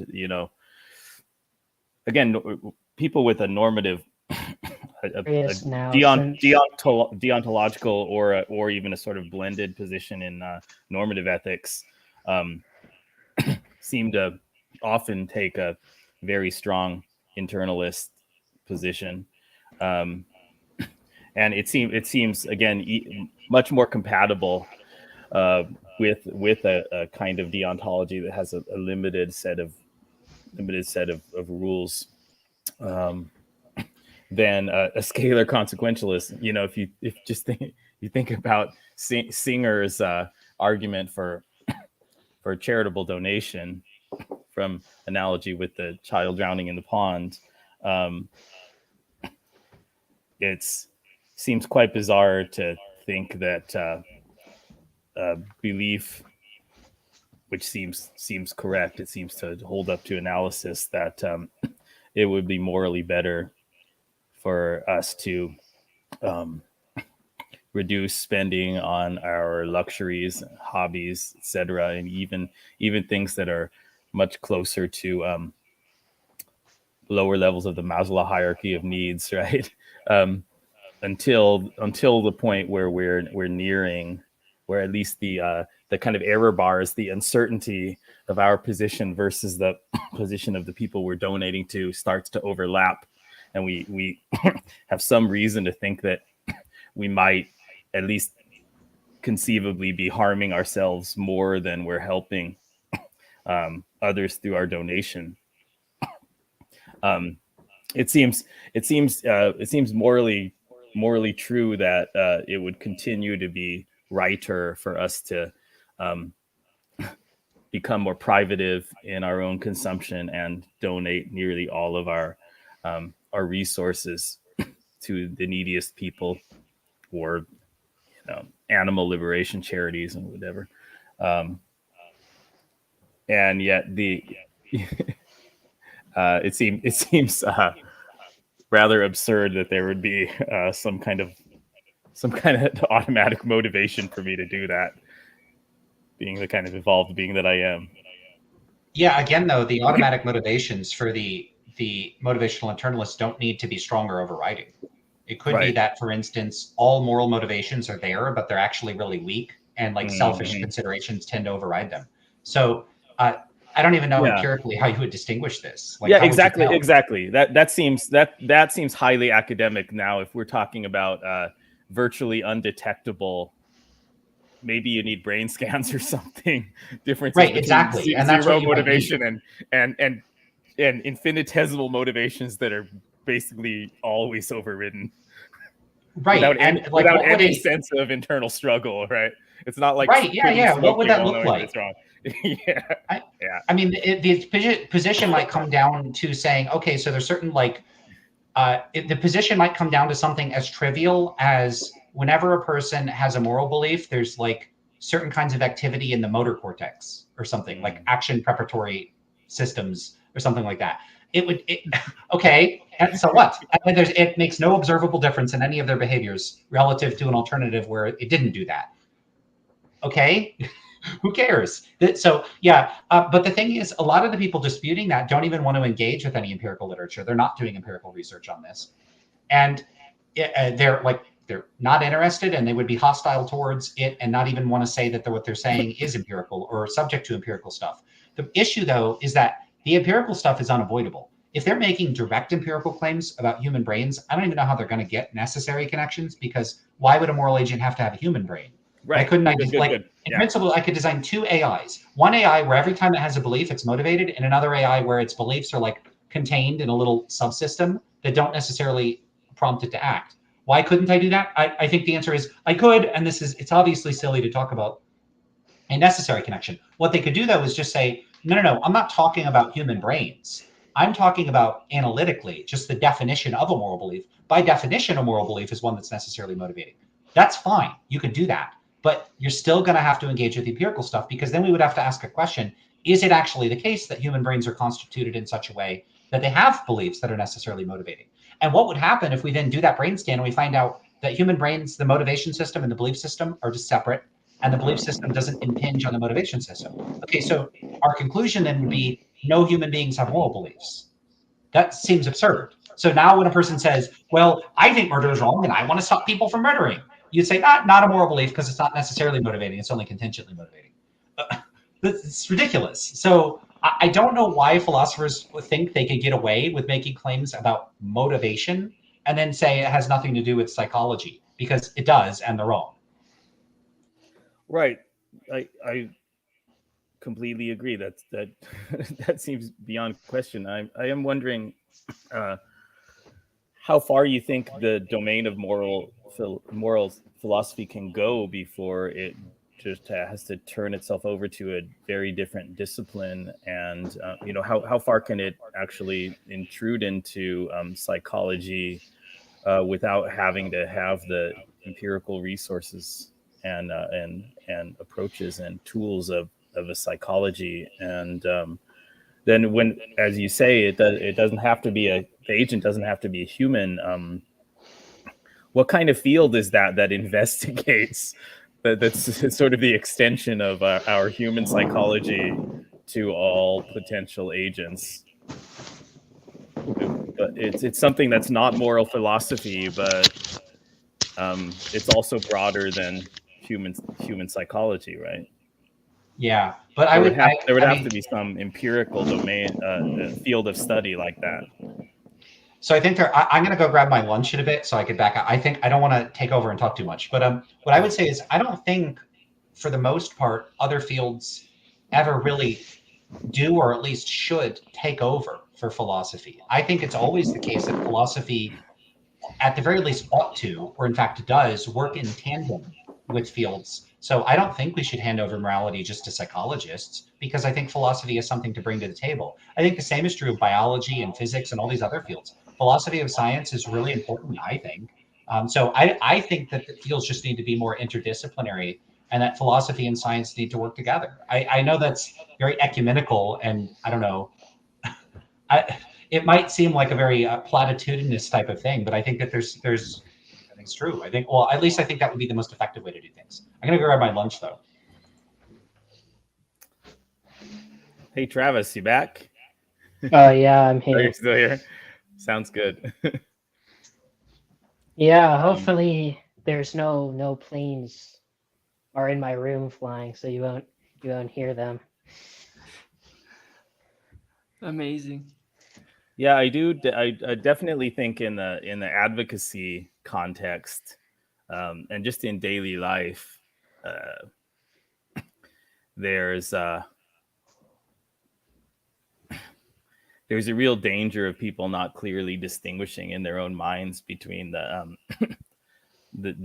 truth, I would say, of moral statements, or at least I guess an anti-realist would say how much I want to adhere to, or how much my attitudes are in favor of certain kind of moral statements versus the motivational psychology. People seem to be blending the two a lot. A lot of just the prominent vegan advocates, for example, and just people talking about moral issues in daily life. They seem to switch back and forth between look at this, doesn't it make you want to do this, versus arguments about what's right or wronger, and that is the kind of thing that that utilitarians like Peter Singer keep running up against, right? Because his argument for charitable donations to a very, very high degree, of course, far in excess to what he himself does, they don't seem meant to fully motivate action, right? Like Yeah, they can't be. He knows that they don't. He doesn't talk in yeah, such a way that they would. But a lot of yeah. people are in. That's something I've talked with people before. That sometimes you can sometimes, like, at least for me, like sometimes I hold moral views, but I don't always feel very motivated to act in accordance with them. Like with the Singer example, I'm pretty sympathetic to that sort of view. Like I tend to think that like my moral priority is that we should be doing like whatever like alleviates extreme suffering the most effectively. But lots of times I don't do that. Like when I go and buy, like, I don't know, like I spend like $10 or something on like a smoothie from some place, like that wasn't the most effective use of my money to like alleviate extreme suffering. Like I could have donated that to like an animal charity, or I would spent my time doing something else, instead of going to like some smoothie place and buying a smoothie. So For sure.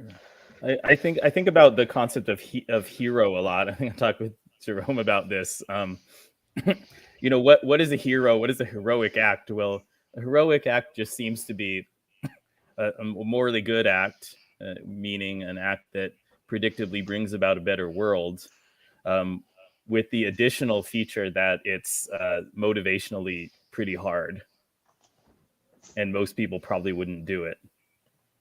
If it didn't predictably bring about a worse world, if somebody was sacrificing a larger value for the sake of a smaller value, then they wouldn't be a hero. They would just be an idiot, right? But when somebody does something like 9/11 first responders starts like running into a building, trying to get, maybe realistically a maximum of like a dozen people to safety at great risk to their own life. It's good, but it's predictably brings about a better world state. But it's something that we intuit that most of us would be too afraid to do, or there'd be some other aspect of our motivation, selfishness or whatever, preventing us from doing it. And so we call that heroic. Well, things like going very far with Singer's effective altruism argument. That just seems like another form of heroism. You'd have to be a hero to donate a huge chunk of your salary. Doesn't it? I mean, that kind of makes sense. We already have the tools in our language in our everyday concepts for talking about the gap between moral judgments, moral beliefs, and a motivation in the form of this concept of heroic. Yeah, and kind of actually reminds me of what you were talking about, Jerome, or what we were talking about the other day in that like video that you made. Like would you like sacrifice your like personal health if it meant that like all like the entire society would like go vegan or something? Yeah. And it's like, I mean, obviously, I clearly think that would be a good thing, and like, I'm very strongly vegan, but I think there is like, I might do like even a lot to get to that outcome, but I do think like I would stop short at some point, even if I think it would be preferable. Like, I don't like, I mean, even now, like, I don't always do what's going to reduce animal suffering by like the maximum amount. So Sure. even if Yeah. I am vegan. Yeah, I agree. I think like eventually, like just psychologically, if my health was affected enough, I might start eating animal products, not because it's right, but because just like psychologically, I wouldn't be able to not. But even like just like practically, like sometimes I'll buy like organic food, if it's like the only thing available, um, organic vegetables probably increase animal suffering. Yeah. Yeah, there is like some I know this is something like effective altruists have brought up before. Like there's some idea that of like offsetting animal product consumption. Have you ever heard of that? It's like Oh yeah. you like Yeah. you buy like animal product. I mean, some people take it like there's kind of a sliding scale of like how permissible you think that is. Like some people go all the way and say like, oh, like you can just eat like whatever, like you can eat factory farmed meat regularly, and that's fine if you like donate to an effective like animal charity. If you like donate it to like the Humane League or Good Food Institute Yeah. or like some group like that. Yeah, a lot of deontologists think this is a knockdown argument against consequentialism. They would say like, so if somebody is sufficiently wealthy, would it be okay if they assaulted one woman a month and then made a huge donation to women's shelter charities or whatever, and the consequentialists would bite the bullet on that and say, well, yeah, that's going to make the world better on net, even just for this specific subset of like abused women, it makes the world better on net. That really turns off a lot of people, but it just seems to be where the arguments lead, and something similar for this idea of offsetting, somebody who as opposed to me who took a job that I enjoy that pays a lot less than some other jobs that I probably could have trained myself for. Spend a lot of time on my hobbies. I think I live a relatively relaxed life, which I enjoy. If I would have earned to give, I could be making the world a better place by, giving that money to animal charities, vegan charities, and eating steak every day than what I'm actually doing in my life right now, being vegan and earning and giving a lot less. What do I do? It might make me look better from a signaling perspective. It would be better if I prevaricated, but I'm not. And a lot of vegans get really upset, especially in the activism community, when you point out that the predictable effect of your actions on animals doesn't stop at the borders of your body. There are ways in which you negatively impact animals, increase animal suffering through your relationships. Not only romantic relationships, but by supporting your carnivore family, by supporting your employer or your employees, people within your university, whatever your institution is. Every way that you facilitate other humans who are doing these things with very negative consequences, you're predictably contributing to it. And yet, if you say, if I say, hey, I care a lot more about what kind of relationship you have with meat eaters, then whether you triple check all of the products you buy in the store for a small amount of say vitamin D derived from sheep's wool, because the former has a much bigger impact than the latter. that really pisses off a whole lot of vegans who are. Yeah, I do think there is like a certain dogmatism among certain types of vegans, like with the vitamin D stuff, especially. Like, I mean, personally, I will not buy products that contain vitamin D, but I'm not really going to. I think it's really weird to like make this like this is going to be like the hill you're dying on. Like, you're going to call someone like, oh, you're a fake vegan if like you buy some like orange juice or like a cereal or whatever that's like all the ingredients are vegan except like this very small amount of like vitamin D that's derived from like sheep's wool or whatever. Yeah. Especially when it's like, the other thing that I find weird about it is like it's not clear that that's actually doing, like, it seems plausible that there's certain other actions that like vegans will take that like cause more animal suffering than that. Like but they're being in a fine. relationship with a non-vegan, right? Like being like dating somebody who eats meat 3 times a day, right? Yeah, that's one thing. Or also even like other like purchasing decisions, like buying like organic like yeah. produce, like organic farming. Of course, it's like they don't use synthetic fertilizers, so instead they use a much higher degree of animal fertilizers than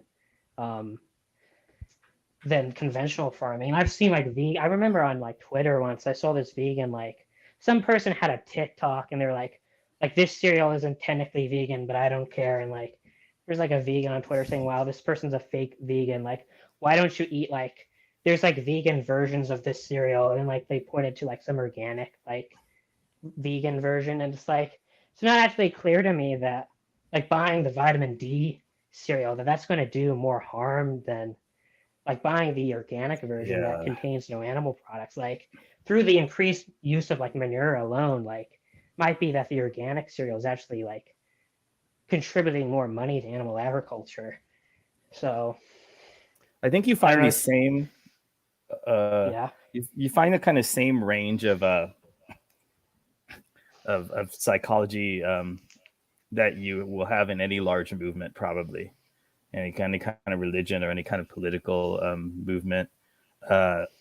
You have dogmatists, maybe kind of low IQ people are highly represented in this group, but some high IQ people too, who think in terms of there being like an official high priesthood of veganism that that passes the rules and that says palm oil is non-vegan, but avocados are okay. You know, and you just have to keep up with what the papal edicts are. But then you also have actual philosophy. You have this deontological concepts, like if somebody else's choice, if some other agent is involved in the process, then it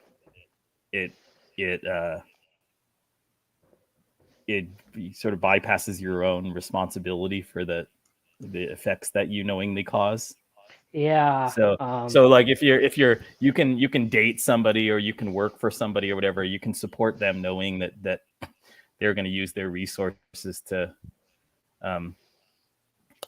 perpetuate the animal holocaust, and it doesn't count morally for you because it's their choice ultimately to do it. It's not your choice. And that I highly disagree with that. You know, this sort of deontological thinking just doesn't. It seems implausible, and then the more I think about the specific arguments and counter arguments, the less plausible it gets. This idea that harm that you knowingly bring about would somehow be canceled because there's some other agent involved in the process. I don't see where that. A lot of vegans also that I've noticed that I find a bit strange is that they seem to, I mean, I don't know how common this really is, but like at least on Twitter, like a lot of them seem to like intrinsically value being part of the animal kingdom. Like when it comes to like oysters and like other animals that like may be non-sentient, like a lot of them seem to like think, oh, like even if we could know somehow for like 100% certainty that these animals are non-sentient, like it's still wrong to eat them because they're animals. Full stop. Like veganism is about not eating, like not harming animals. And it's like, I mean, I don't see like why being an animal like matters. Like that doesn't seem more. It's kind of the same thing with carnists. Like, well, there's like, being a part of the human species matters intrinsically. That defensiveness there. And then again, it seems like the kind of dogmatism that says, you know, when people go to this is what the vegan society definition says, you know, it doesn't say sentient beings, it says animals. Yeah, and it really doesn't seem to me like much different from speciesism. Like, they're still like discriminating based on like taxonomic categories. Like it's just like kingdomism instead of speciesism. I don't see why that's any more justifiable. Like, if you like are okay with eating like a non-sentient plant but not a non-sentient animal, it's like I just don't see any morally relevant difference between those two things. It's just really weird. Like it's not the animalness that's valuable. It's just that, you know, like we associate animals with like sentience. I mean, the only like, sensible arguments that I can see for not promoting eating of bivalves are sort of social psychological, and they're premised on kind of needing a lot of people who aren't that smart to get on board with the moral change. You know, there's a lot of people with like 85 and lower IQ out there, and we need everybody to go vegan, right? So maybe we need the rules to be really simple. I mean, I don't think that's a particularly good argument, but I think I think that's the kind of argument that you need to justify keeping it to the animal kingdom. Yeah, I've seen sorts of these arguments made with like all sorts of different cases. Like I know people say this about like wearing like old like leather or something, like, oh, like even if you're not contributing demand for it, like let's say it's like some leather you bought like several years ago and like you can't return it. I mean, it's not generating any demand, but like you still shouldn't wear it because people see that and like it normalizes like leather use or something like that. Which I find kind of strange because I'm not sure why that wouldn't apply to like vegan leather too. Like I don't know that like if you just see someone walking by the street, like I'm not sure that like you can tell if they're wearing vegan leather or like fake fur or real fur, like any other like animal clothing. So I don't know why it wouldn't apply to like, or even like a burger. Like if I'm like going out, like I have like a Beyond Burger or something in my hands. Yeah. How do I know like someone's not going to see that and say, oh wow, a burger really sounds good right now. Let me go get a beef burger right now. Like, so I just don't know why it wouldn't apply to like even like things with like no animal products or like that don't use animals. Yeah. I actually have vegan friends that will not eat Beyond Burgers for that reason, which I think is kind of silly. But we need a law passed that they all have to be dyed purple or something. Yeah. No, when you think about things like how dogs are generally not eaten in the Western developed world and the kind of reaction people have, the whole premise of Elwood Dog Farm, right? It doesn't seem to be sort of rationally founded, right? This is very, very like widespread good position that people have that dogs shouldn't be used for meat, but it seems founded on disgust kind of emotions, right? And purity sorts of concepts. And then people, anti-dog meat, people can easily come up with rationalizations for why they don't eat dog, but that doesn't seem to be the actual reason motivating their behavior, right?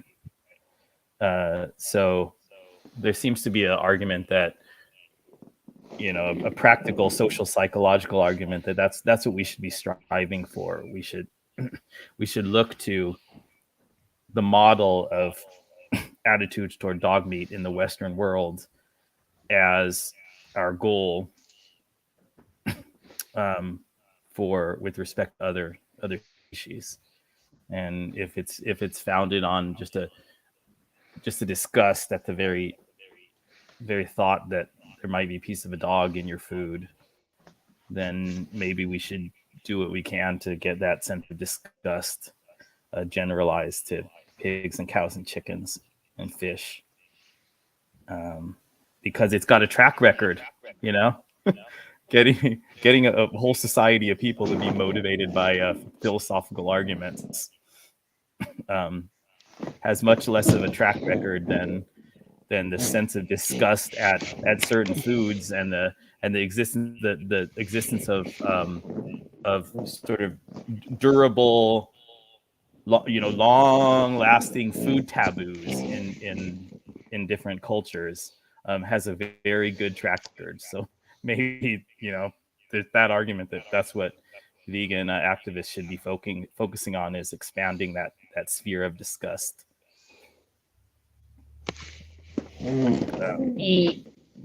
Yeah, I mean, it kind of reminds me of like the debates that some vegans will have over like cross contamination, like KFC or I don't know, Burger King or any of these like fast food joints that offer like Impossible or Beyond or some other mock meat. Like often most of the time they're cooked in the same like grill or fryer or whatever, the same surface as like meat. And I know some vegans will say like, oh, like you shouldn't we shouldn't like patronize these places. Like one thing they say is that, oh, like we shouldn't support like on principle, like places that like partake, like these massive like corporations that partake in like the exploitation and abuse of animals. And then also like we shouldn't like be okay with consuming food that's like been cooked on the same like surface as like meat or whatever, because like there's like some microscopic like meat particles that you're getting on your food.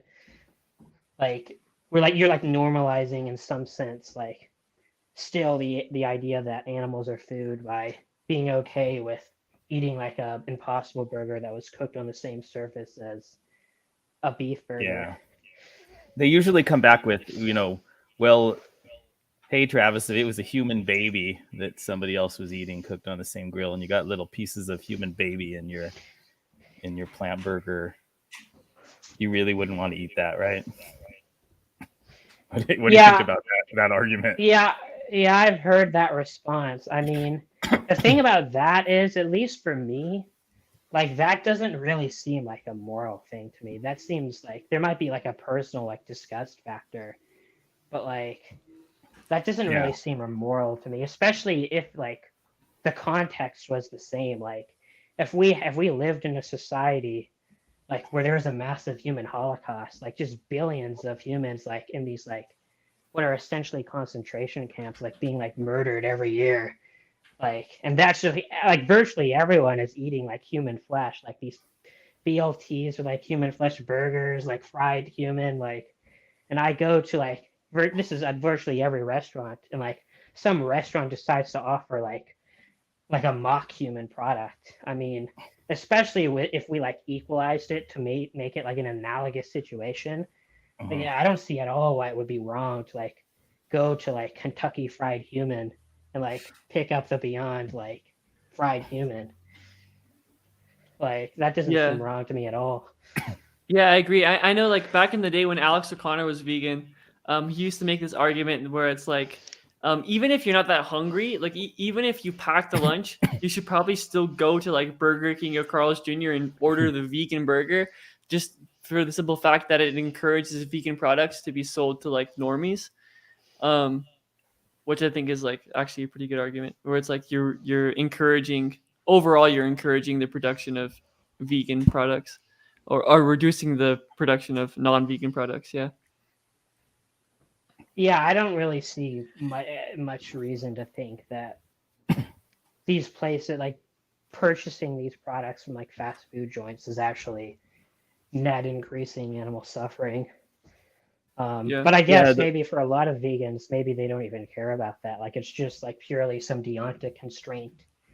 Or like even if it doesn't have any effect, like but even if it doesn't normalize it, even if we like just put all this stuff aside, they might still have a problem with it. Like there's just some deontic wrong that you're committing, which I guess is like separates me from a lot of vegans. I don't really have that same sense. What were you gonna say? Oh, well, there's deontology, and then there's also, I think there's also the issue of bad economics. You run across these like socialist, Marxist inclined people who, I'm not saying like professional Marxist economists. I'm just usually just like young students or whatever who have this inclination towards Marxist. There's no ethical consumption under capitalism. And so the way that they seem to be thinking about buying a Beyond Burger at Carl's Jr. or whatever is which is really good, by the way. My hot take is that the Beyond Burger at Carl's Jr. is actually better than the Impossible Whopper at Burger King. Absolutely. That is absolutely true. Yeah, especially, dude, if you add guacamole to it, make it a double and add guacamole, and that'll pleasure maximized. Yeah, that's great. Okay, we got full agreement here. And that is a true food taste pleasure realist. It is actually objectively true. Yeah, objectively true claim. No, True. so I'm gonna say, you know, the the bad economics that they seem to have is that instead of actual supply and demand principles, they seem to be thinking, look, these corporations, they're just in power and they can do whatever they want, and they do whatever they want anyway. And if you think that you're going to influence them, you having no institutional power, then you're just deluded. And the only thing you can do is to become part of a resistance that aims at smashing the source of their power. If you have that kind of worldview, then you get to all of those bad individual judgments, right? You know, it's actually, now that we're talking about these like sorts of leftists who say, like, the thing that I find really strange is that there's a particular like sect of like non-vegan leftists who like do the no ethical consumption under capitalism thing, like say, oh, well, it doesn't really matter if you buy animal products or not, like, your individual purchase doesn't make any choice. Then I find it kind of strange because many of those, not all of them, but many of those same people like advocate boycotts and other like other boycotts. Like a lot of people who do the no ethical consumption under capitalism, like for veganism, they also endorse like BDS, or like other like boycotts, which is very strange. The one that I find funny is Nestle. Like people will boycott Nestle, but like they won't boycott factory farming, which is like obviously worse. Yeah, well, they're boycott like what was that, like Hogwarts, like that game, like Hogwarts Legacy. Yeah. Boycotting like, anything well, touching how J.K. dare Rowling. you buy that? But like it's okay to buy like, or like even like they'll even do it with like other food too. Like they'll say like you cannot go to like what Chick-fil-A because like they're homophobic. Yeah. Or, like their like management is homophobic. Like how dare you? It's like, but like if you just go eat chicken from like KFC or some other like Popeyes or some other place, it's like, Yeah, I don't think the primary problem with buying chicken at Chick-fil-A is that I think the it's pretty clear management that is what's going on homophobic. there is in-group signaling. You've got to stay abreast the new hit things to be for and against. It shows your committed membership to the group. Yeah. That it's changing weekly. You gotta. It's just like people in other domains that they need to be up on the latest TikTok celebrity gossip or whatever. Okay. Yeah. It is. I Man. do find it. It's pretty amusing though. Like, oh, like you can't buy this fried human Holocaust, or this fried like corpse of a Holocaust victim from this restaurant because their management is homophobic. You gotta buy it from this other restaurant that's also supporting the Holocaust. I mean, it's I don't know. It's just pretty amusing to see like people with such a mindset. But then I when don't it know, comes to Yeah. when it comes to what I was talking about earlier, the larger predictable effects. I mean, this is more like within not only leftist vegans, but just a lot of vegans. Vegans that seem to have this personal purity, more deontic kind of mindset. The kind of excuses that they give for things like being in a relationship with a full-on carnist who eats Holocaust victims in large quantities in every single meal, and at the same time rants at other vegans in vegan spaces for saying, lanolin derived vitamin D fortification is not that big of a deal, or says to somebody who bought some candy and realized they had gelatin in it, oh well, you open the bag, you might as well eat it. People are yelling at people like that they're not vegan and they shouldn't call themselves vegan and they should fuck themselves and die. And the same person is going to justify getting into a romantic relationship with somebody that's participating in the Holocaust on a large scale. It's nuts. It doesn't, I don't know what to say, except it seems like some kind of mental illness or like I say Yeah. deontological brain rot sometimes. DBR. It gets to seem that way. Yeah, I don't know. These like deontic vegans, I don't know. It's even like hard to really talk to them a lot of times. I don't know if like Twitter just if like the online space just amplifies the most like unreasonable people or something like that. But like a lot of them aren't like you can't even really have a conversation with them. Like they'll just like immediately like start like lecturing you and like, oh, like you're a speciesist, you're like a fake vegan, you're this and like you're that. Yeah, you want to talk about the predictable effects on animals of different courses of action, and they derail it into an argument over the definition of the word vegan and what the vegan society definition says.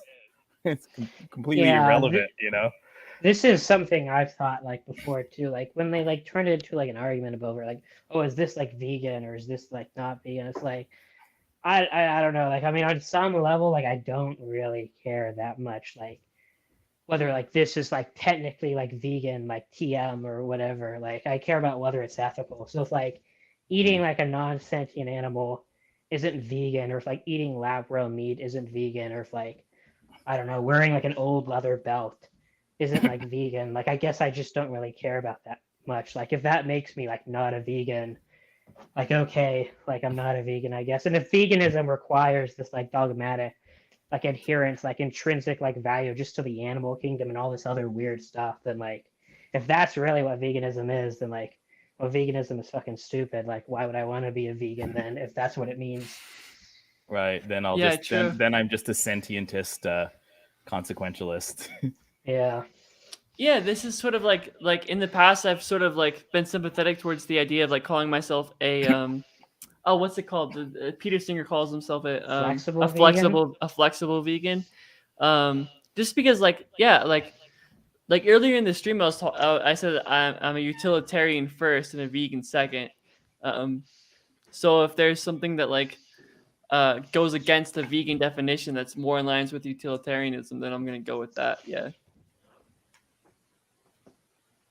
Yeah, I mean, I don't know. Like, vegan is not like vegan. Really, is just like a helpful like label.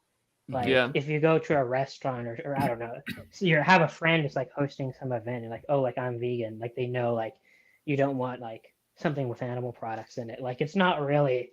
I don't know. Some people like want to like define veganism. Like I don't know. And like some people who like oppose the vegan society definition. Like they want to like form their own definition of veganism that like has like all the it doesn't have all these counterintuitive entailments like this. Like they want to fit like their normative like theory into veganism. It's like I mean I don't if you want to do that I guess I don't like necessarily have a problem with you creating your own definition of veganism. But like I don't really care that much to do that. Like to come up with like some exotic like this is my super precise definition of veganism.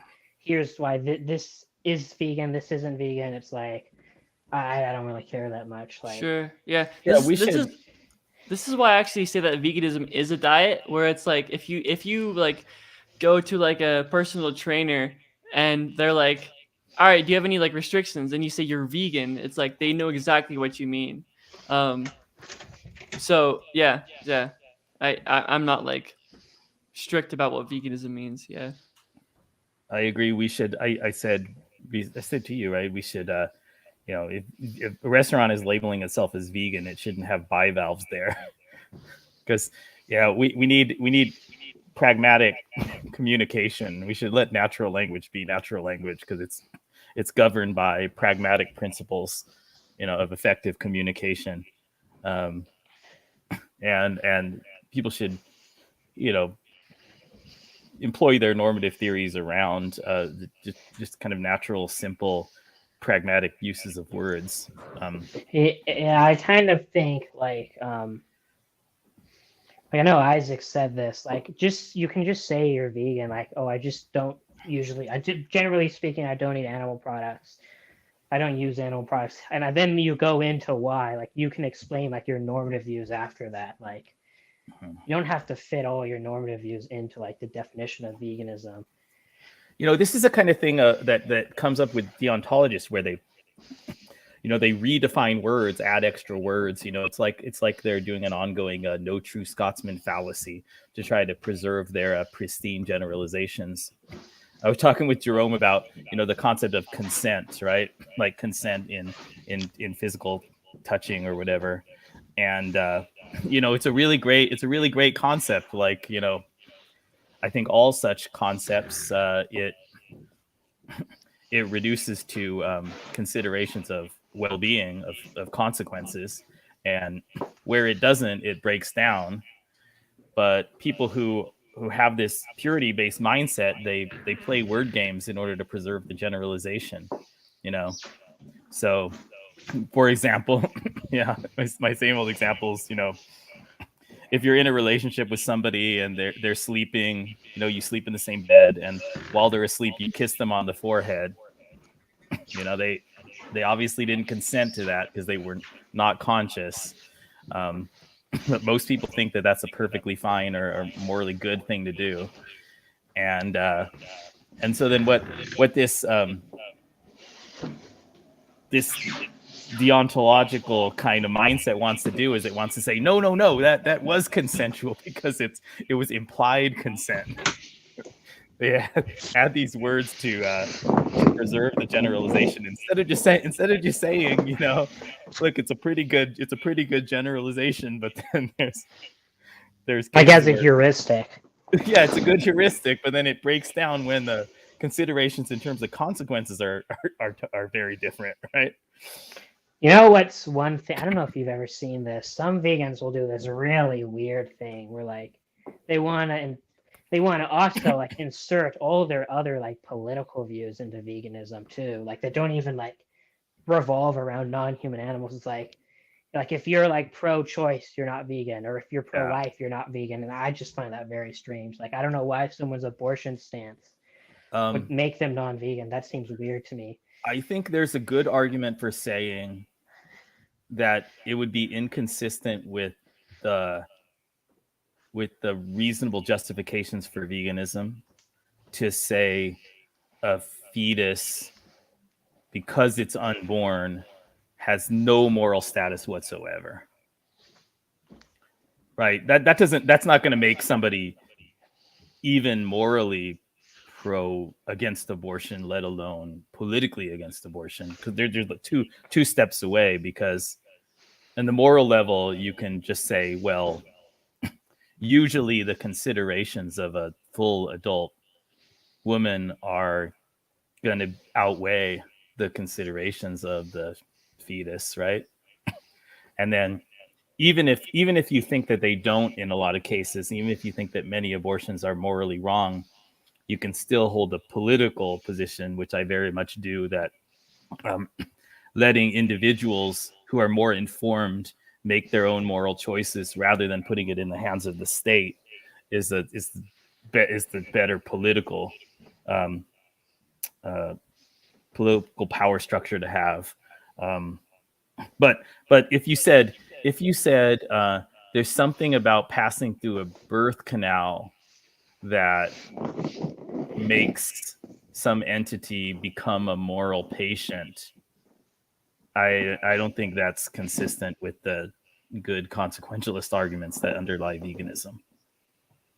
Because sentience, the ability to have subjective well-being, is a rationally justifiable basis for assigning status as a moral patient, not being inside somebody else's body or not. Do you disagree with that?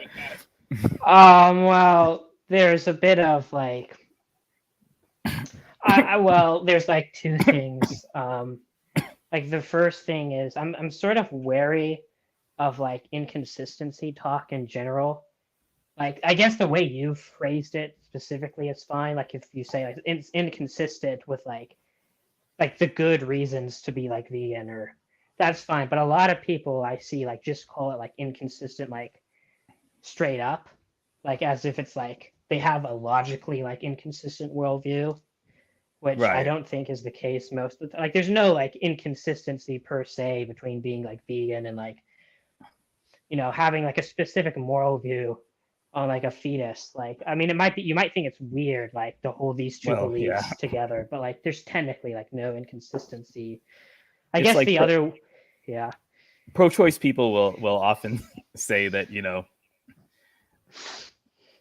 against their opponents, you can't consistently be morally against abortion and without believing that we should have a collective obligation to support all of the child's needs until they're 18 or something like that, Yeah. right?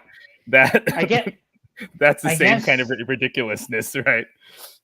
You yeah, can't I really guess, be pro-life unless you think that we should have collective support for everything that a life is going to require after birth. That's yeah, I obviously guess, not a necessary connection. I guess the other thing is that I'm kind of also aware. I mean, I guess it depends on like how you're using it, um, but I'm also kind of wary of like rationality talk, like saying that some like moral views or like valuing like sentience as a more rational view than like valuing some other, I don't know, trait of a being. I guess it depends what you mean by rationality, but that might just be like a meta ethical like disagreement that we It have. sounds like it, yeah. Because I just take moral views basically to be, you know, like it reflects your attitudes towards things. So if Yeah. like someone has like an attitude, they value like humanness or whatever, or like animalness or whatever.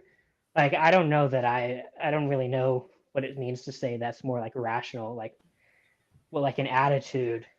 Like it's kind of like saying like liking chocolate ice cream, that's more rational than liking vanilla or something like that. I mean, I might like object, like I don't like that like attitude that you have, but I don't know. I kind of find like the rationality talk to be a bit strange. But again, if you're like a realist, it might just be that. I think one of the arguments for realism involves our analysis of attitudes that are different from our own, where some of them seem they seem reality oriented, intuitively they are sort of potential like candidate attitudes, even if they're not my attitude, and others seem like not candidate attitudes, like they just lack the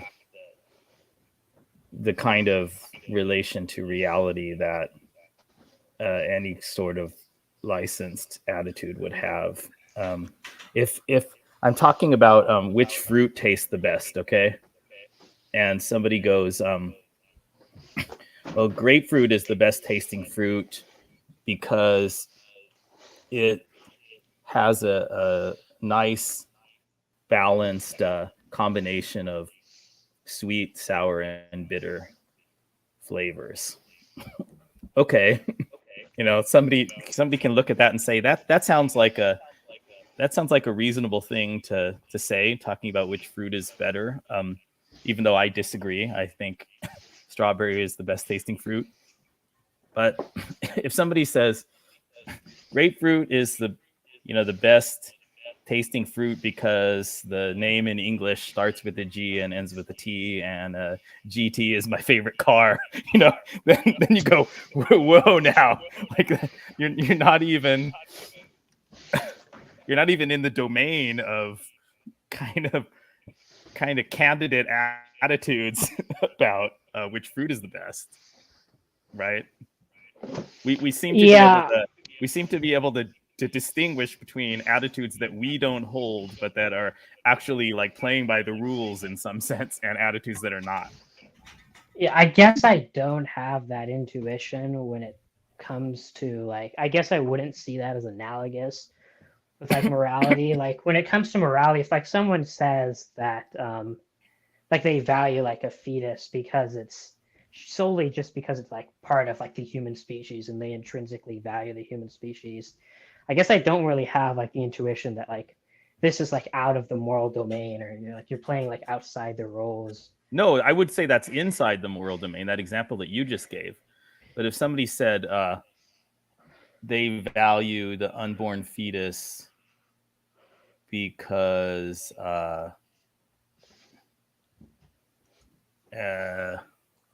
it's hard to think of something so arbitrary, but it's like it's in close proximity to a pancreas. You know, something like that. And I value things that are in close proximity to a pancreas. Yeah, that seems like it's just playing outside of the rules, right? And the fact that we can discriminate between those two kind of attitudes while personally holding neither. Well, what like they value the fetus because it's like close to the pancreas. That's what you said. Yeah, if somebody said that, hey, this is why we should value aborted fetus, because it's close to there's a pancreas external to it, but very close to it. Yeah, I mean, I don't know. That just seems to me like a really weird moral value. I don't know that I'd say that's out of the moral domain.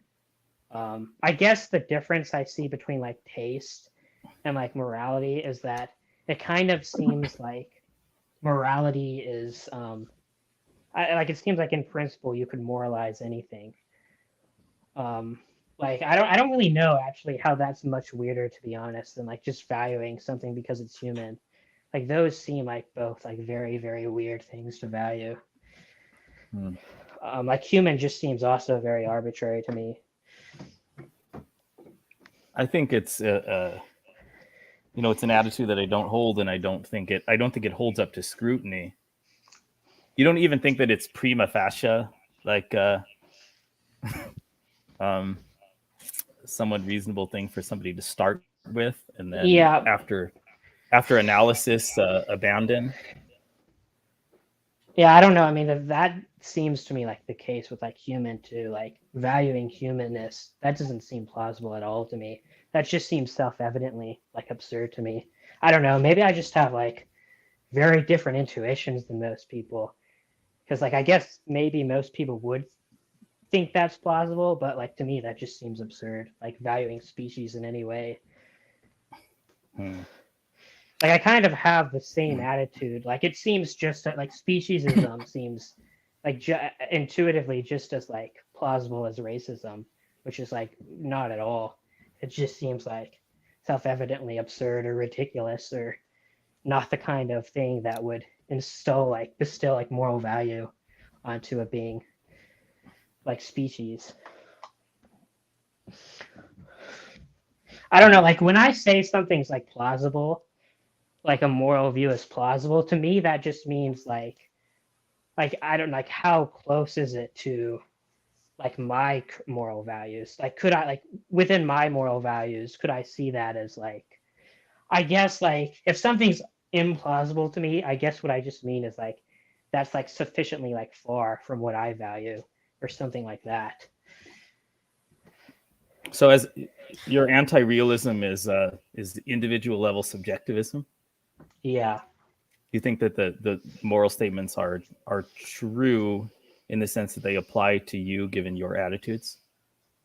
Well, I guess I should like clarify a bit when it comes to the individual like subjectivism thing. Like when I use moral statements, I am like using it in an individual subjectivist manner. Like I'm expressing my personal attitudes or like values.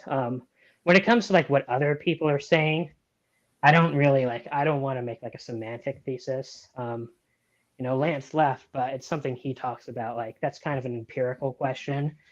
Like I don't necessarily want to say like, oh, when other people speak, they're just like they're also speaking in a subjectivist like way.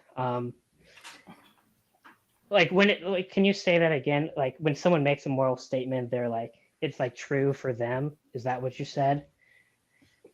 Is that how you? Yeah, pretty much. You don't, or do you think that? I mean, do you have any Yeah, I mean, it inclination toward depends. error theory or anything? Um, Like so I- is No, so I'm not so an sympathetic to error error error theory at all. theorist would say that it's that the way that we would call moral statements true could only be some kind of like metaphor. It might be a useful metaphor, but yeah, I don't really error theory. I'm not sympathetic to at all, really. To me, like moral statements seem similar.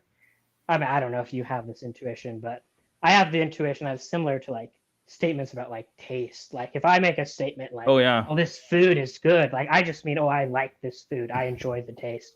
If I say yeah. Did you? chocolate ice cream is good, I just mean, "Oh, I really like the taste of chocolate ice cream."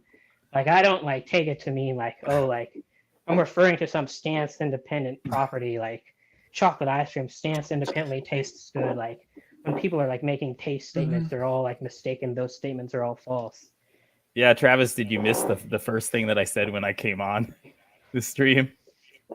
Oh said- yeah, that I said you to Lance- sympathetic to realism about taste. Yeah, about lots aesthetic. of things. Yeah, I don't know Yeah, about I the taste of different flavors of ice cream. It starts to break down, but about Yeah, I the- don't know. Like the aesthetic quality of poetry, about the attractiveness of different humans. I think that there's some good arguments for realism in a lot of other normative domains. Yeah. yeah, but I don't know. Sure. Yeah, I don't know. I don't I'm know how probably I like. I'm probably a bad advocate. I'm probably giving ammunition to anti-realist I don't side. know. Like normative realism in general seems very counterintuitive to me. Like across all domains, to be honest. Mm-hmm. I mean, partly, if we're talking about the attractiveness of different humans, a part of it is that there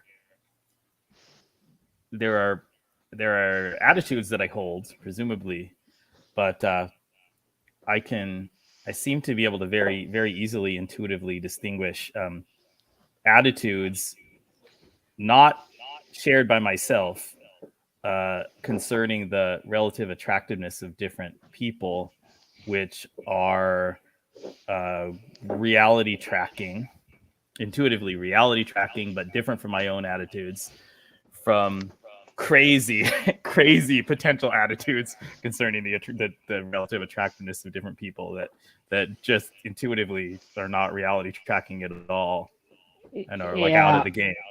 I guess I just don't have that intuition. Like if someone like finds like if there's some I don't know whatever like painting or whatever like something that I just find really ugly, and like someone says, "Oh, well, that's like beautiful." I just take that to mean like they just have very different like aesthetic like values than me or something. Like I don't take it to mean like I've never had an intuition that like when it comes to like aesthetics, there's like anything like I don't know, like as an example, like if like a child like just splatters a bunch of mud on like a piece of paper and someone like says that's more beautiful than like the Mona Lisa, I don't have like an intuition that they're like wrong in some objective sense. I just might like have very different aesthetic values than them. I still, I would argue that the kind of reasons why someone might give, the kind of description of how they came to that judgment, very intuitively. And this goes to, I guess, moral intuitionism, which I guess I hold. They intuitively can be more or less reality tracking. Attractiveness of different people. If somebody is like, well, some guys like I like thin women, and another guy's like I like kind of large, curvaceous women, and then the third guy's like I really like women with a prime number of freckles on the left side of their face. You're like, right? The third guy is kind of like, he's like not in the game. What is he talking about? That and the existence of that distinction suggests that there is a reality tracking aspect to those judgments, even if it's impossible to come to agreement. Yeah, I mean, I just like when you're saying like what they found, like they're attracted to like women with like a prime number of freckles. I don't know. That just strikes me as like a really weird preference. That doesn't strike me as like any more like not reality tracking, or like there doesn't seem to be anything more like objectively wrong with that like preference than like any other like aesthetic preference. It just seems like a really weird thing to find beautiful to me.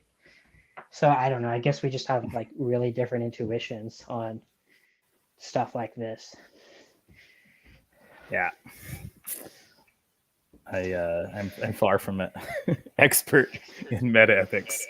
I don't know. Like, I guess I just have like my like when it comes to my intuitions, I kind of have like individual subjectivist like intuitions throughout all like normative domains. Like when people say, when I hear people say, now it might just be like, I don't know, when I hear people say stuff like I've heard some people say, like, well, I didn't like that movie. I found that movie very boring, but I can still acknowledge that the movie was good. Like when I hear people say that, I'll be honest, I have no idea what they're trying to express when they say that. That just seems completely alien to me. Like to me, when I say a movie is good, that just means I enjoyed the movie. I don't know what it means to say that a movie is good, but you didn't enjoy it. Like I'm not sure what's trying to be like expressed there.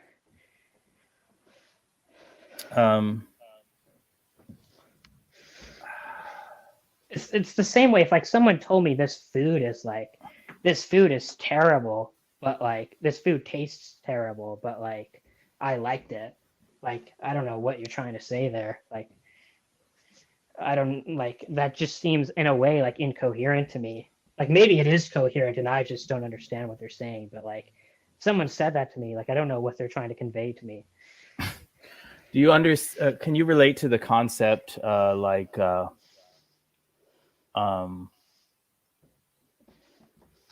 McDonald's hamburgers are sort of culinary trash, like they're like as food they have like very, very low standard of quality or whatever, like from a chef perspective, but sometimes that's what I really want to eat. Yeah, I can understand that, but I can only understand that in like a stance dependent way. Like when you add like from a chef's perspective or like something like that, like I can only understand it really in relation to like some subjective standard. Like if by like in the movie example, if someone just meant by like this movie is good, if like all they mean is like by the movie is good, like it has like I don't know, like fresh rating on Rotten Tomatoes or something. No. Like if that's what they mean, then I can understand it. But if they mean like something stance independent, then I don't know what they're trying to say. So you're confused by the B movie party kind of phenomenon where people are having a really good time watching these movies that while simultaneously evaluating them negatively. Yeah, I do think that is kind of strange. Unless like you're just referring to some other like standard. Like if you just mean like by this subjective standard, the movie's good, but by this other subjective standard, the movie's bad, then I can understand that. And people might have like competing subjective standards when it comes to certain things. So yeah, I guess what they're that, really then I can understand it. But if it means some other like stance independent thing, then I'm lost. So maybe I'm too drunk, but it feels to me that like just like people's attitudes about like what is good and what is bad tends to just come from like what brings them pleasure, where it's like it's in the same realm of like you can have a plate of dog shit, or you can have a plate of pasta, and it's like, what are you gonna choose? You can choose the pasta or the dog shit, and I think most people would prefer the pasta, and I think that's in the same realm of morality, where it's like most people would prefer a world with more like happiness or like less suffering. I mean, you know, guy, like I said, I think I said earlier, I gotta concede to the anti-realist case that I'm trained in linguistics, the kind of syntactic or formal semantic argument for moral realism, or specifically moral realism, you know, clearly applies to other normative domains, and at least some prominent moral realists don't seem to be realists in those domains. So I find that argument very strange in that respect, unless they're at least willing to take seriously a more expansive realism. You know, you can make logical conditional statements with moral claims, but you can also do it with aesthetic claims. You can Yeah, also do it I with mean, taste claims. You can say, you know, you can say if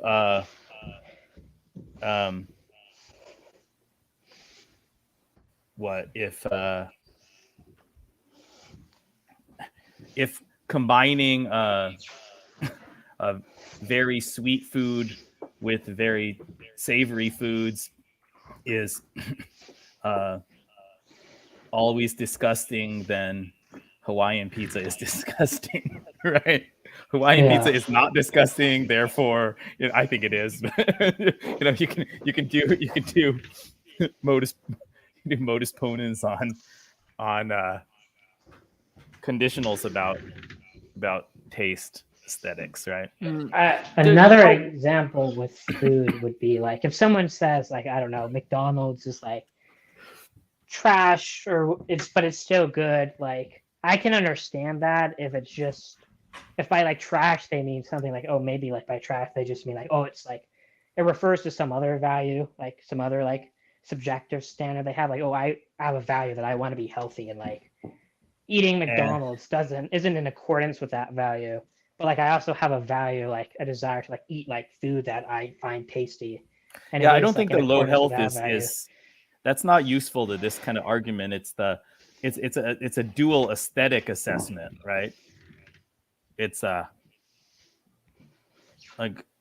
obviously we can prefer things for other reasons that are bad for our health, but it's the idea that like this is a poor, from a culinary aesthetic standpoint, this is like a poorly designed meal, and then sometimes it's good to have the thing that has low aesthetic quality in a different respect. I mean, do you take that to be like a aesthetic like judgment though? Like when someone says like McDonald's is like they want McDonald's, or like McDonald's is like, would you take that to be an aesthetic judgment, or like? I mean, maybe that's not what people always mean. To be in the realm of aesthetics, or like, because I would intuitively consider those to be like distinct domains.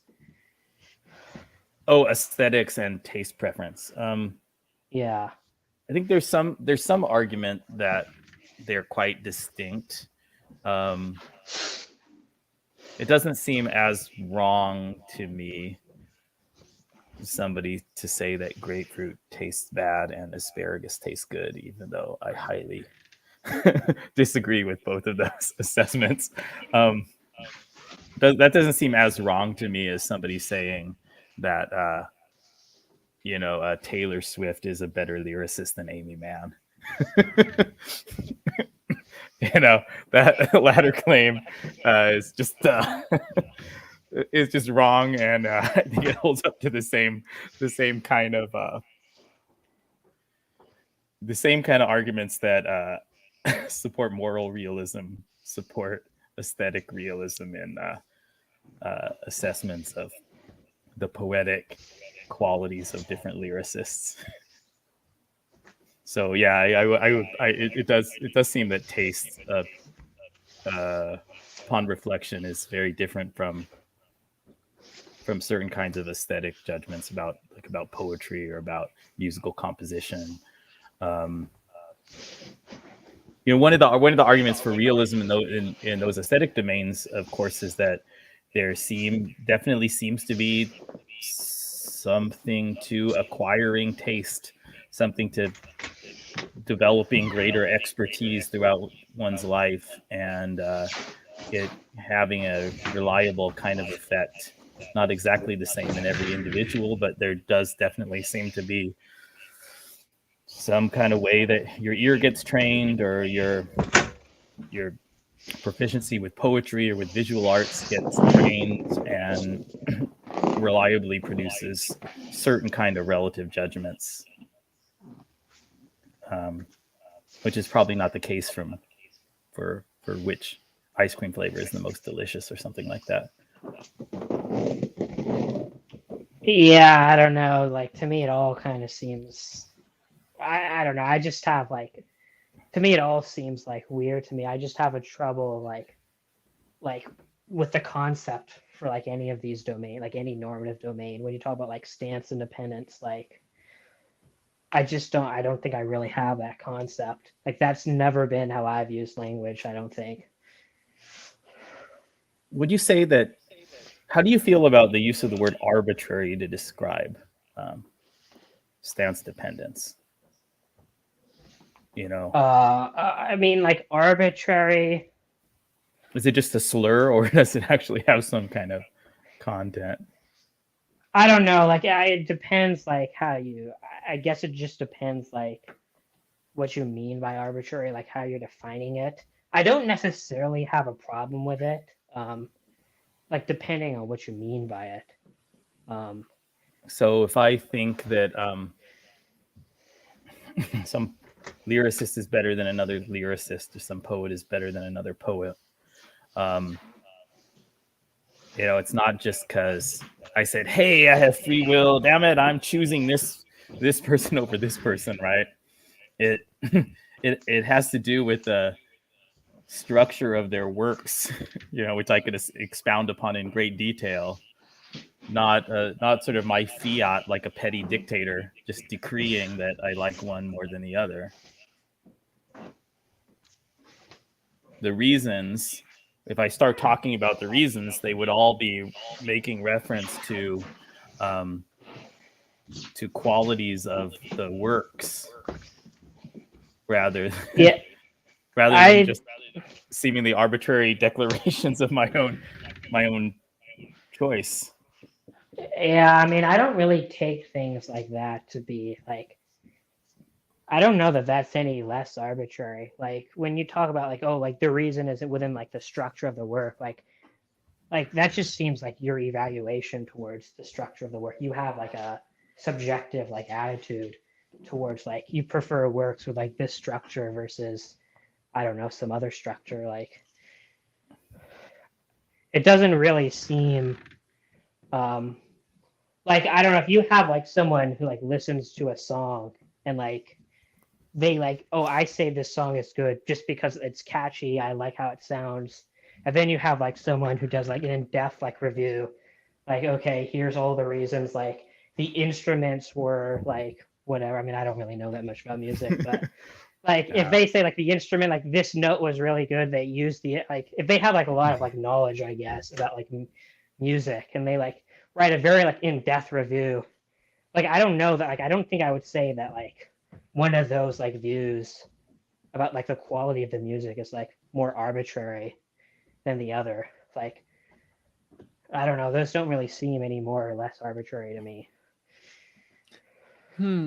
So it's interesting that so I'm a musician, and like a lot of times singers will actually sing the wrong note like as an artistic choice, and as an artistic choice, we should encourage Keeb in the chat to take 6 shots, because Keeb is saying that they want to wait until tonight to take 6 shots, but Keeb should take 6 shots right now. Okay, argument for more realism. Done. Key, by the way, that character is not blue, it's purple.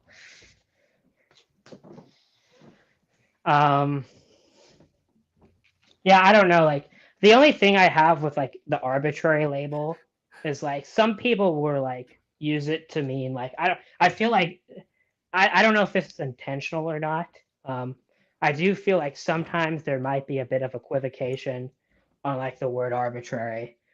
Like um like if a realist says, oh, like so on your view, like you're an anti-realist. Like on your view, like racism, uh or like anti-racism, that's just as arbitrary as like as like racism or like not being okay with like the Nazi Holocaust. That's just as arbitrary as opposing the Holocaust. And it's like, I mean, it depends what you mean by arbitrary. Like in one sense, yes. Like I don't think that either of those are like more objectively true or objectively false. But like in another sense, no. Like I tend to like I think like a lot of people tend to use arbitrary to just mean like morally irrelevant, um, which would just refer to their like personal values. So like it just depends on how you're using the word, I think. Yeah, when Like I in think some about senses it is, in some senses it's not. arbitrariness, moral arbitrariness, I wouldn't be inclined to say that, um, the people who supported the Nazi Holocaust were taking an arbitrary position, and the people who were opposing it are taking a non-arbitrary, justified position. I I would I sort of be inclined, not sort of. I'm inclined to see both as non-arbitrary. And the arbitrary thing would be if somebody just like wanted to exterminate everybody that had an odd number of letters in their middle name or something like that. And the existence of those things that just don't seem to be tracking anything that's part of a conceivable moral conversation. Yeah, I don't really see how that's more arbitrary than like because they're Jewish or I don't know, like they're not Aryan or like some other thing that they want to say. Like those don't really seem. I don't really see a distinction there between those two. Well, We I might mean, just have like different conceptions of the word arbitrary, what it the means to. the Nazi leadership, they gave reasons, and sort of the chains of reasoning could be evaluated step by step, right? They didn't like Mein Kampf is not just a random series of unconnected assertions of Hitler's preferences, right? There are like coherent argument structures there.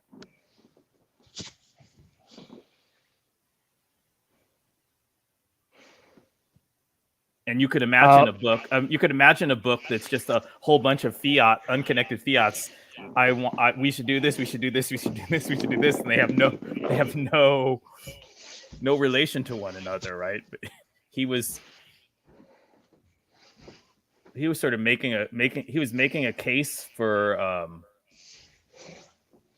policy preferences that were based upon premises, and you can go in and show where which premises are wrong and which chains of reasoning are wrong. Well, when you say like the premises are wrong, are you referring to like moral premises, or are you referring to like maybe some like descriptive or like empirical? Well, premises? as a matter of fact, there are both, right? Just as a matter of fact, I don't know Mein Kampf very well, but I'm sure that there are like factual historical claims, and then there are claims about like genetics, the sort of primitive state of genetics at his time. And then there are also foundational moral premises too.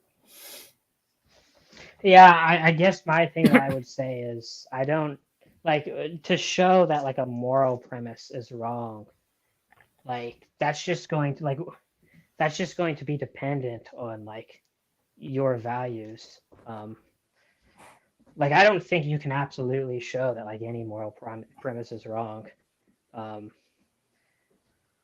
like it's just going to be like whether a moral premise is wrong or not. It's just going to like be dependent on like your values. It's going to be relative to like your attitudes, your moral attitudes. Mhm. So And how I would think, you yeah, go on. how would you characterize the difference between like a moral premise that strongly goes against your attitudes and mine, like stronger ethnic groups ought to crush weaker ethnic groups, from premises that seem not wrong in the sense of evil, but wrong in the sense of totally crazy.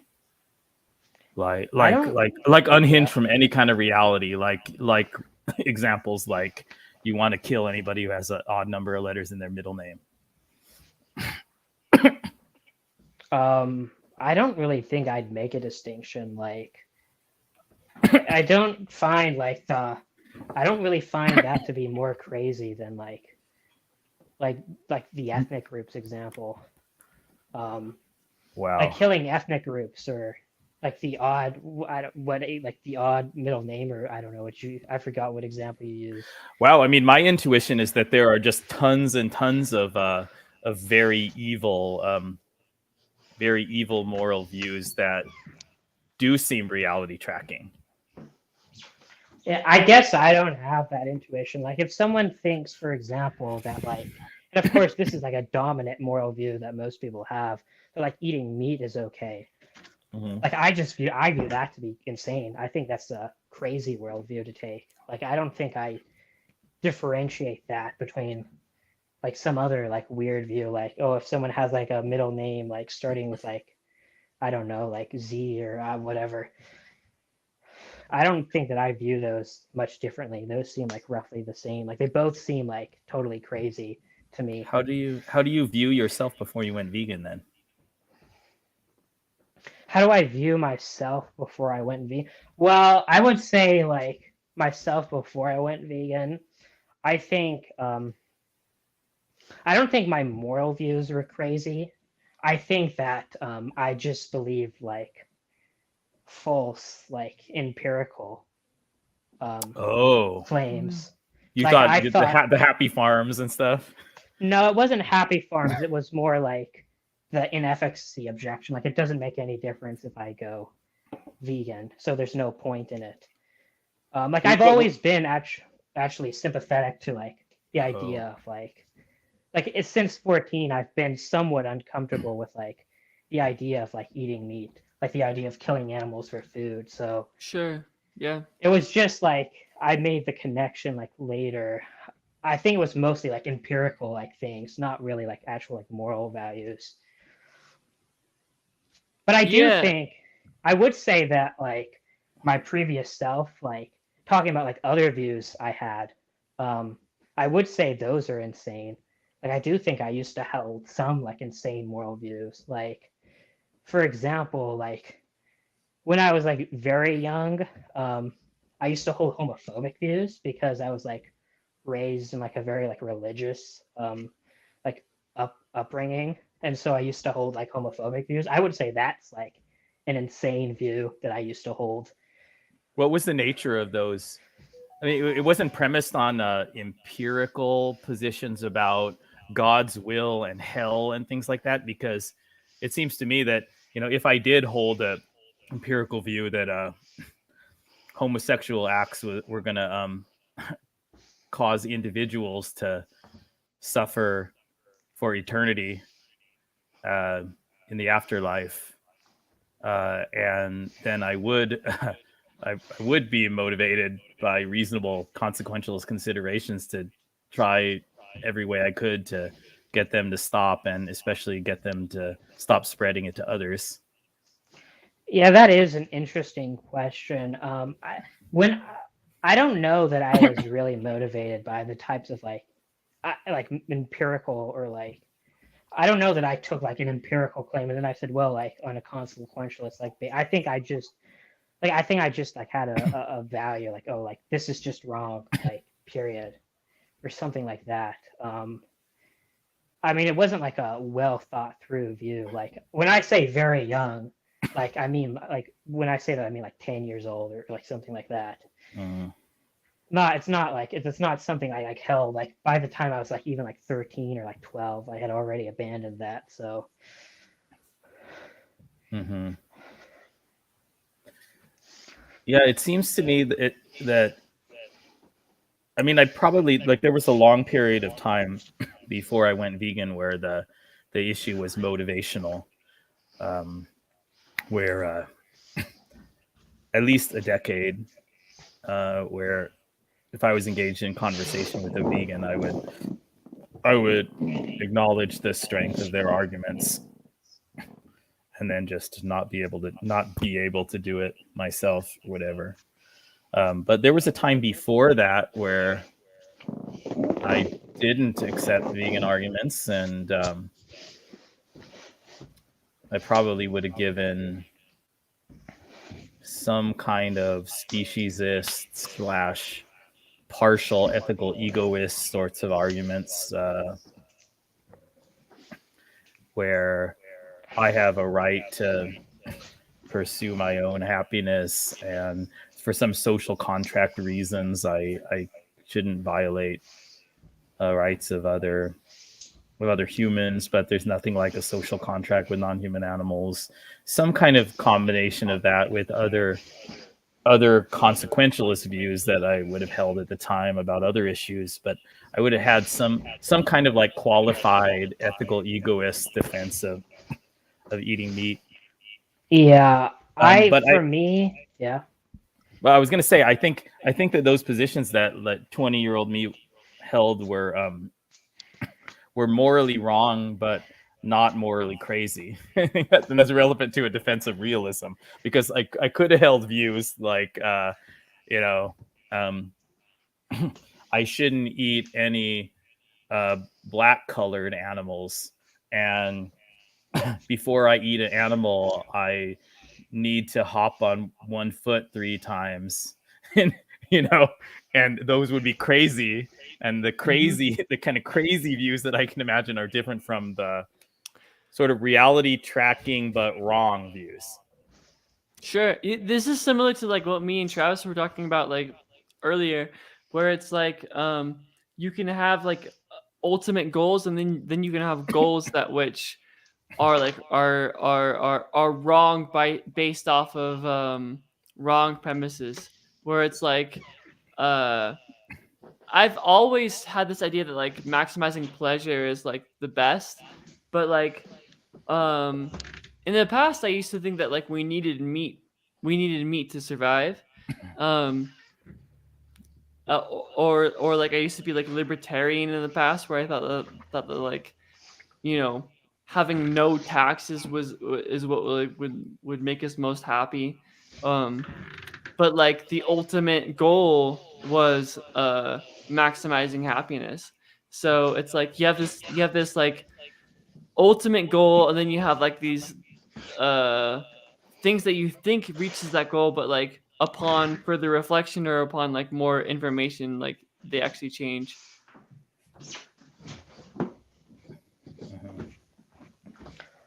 You know, in terms of like veganism, like when I was younger, I never had I mean, I've seen a lot of vegans say, "Oh, I used to be anti-vegan." Like for me personally, I never had a phase like that. I never had a phase where I thought like vegans were like annoying, or like vegetarians were annoying, or like I've always been like pretty sympathetic to like the view. And then like I remember like when I was like 17, I remember like seeing like some like argument that I had, no, not that I had, but like that someone else was having like on like veganism.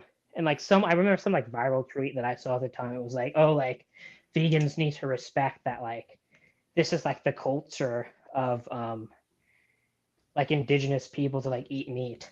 And I remember thinking at the time as like a 17-year-old like non-vegan, well, that's really stupid. Like, why does it matter if it's their culture? That's a really dumb like justification for like eating animals.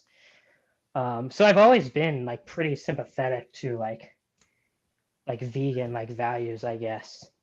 I guess the more like I don't know if I was always sympathetic to like anti-speciesist values. Like I don't know if like maybe if I was like if I held speciesist values in the past or not. Like I definitely gave like I'd say probably more significant moral consideration to animals than like the average person.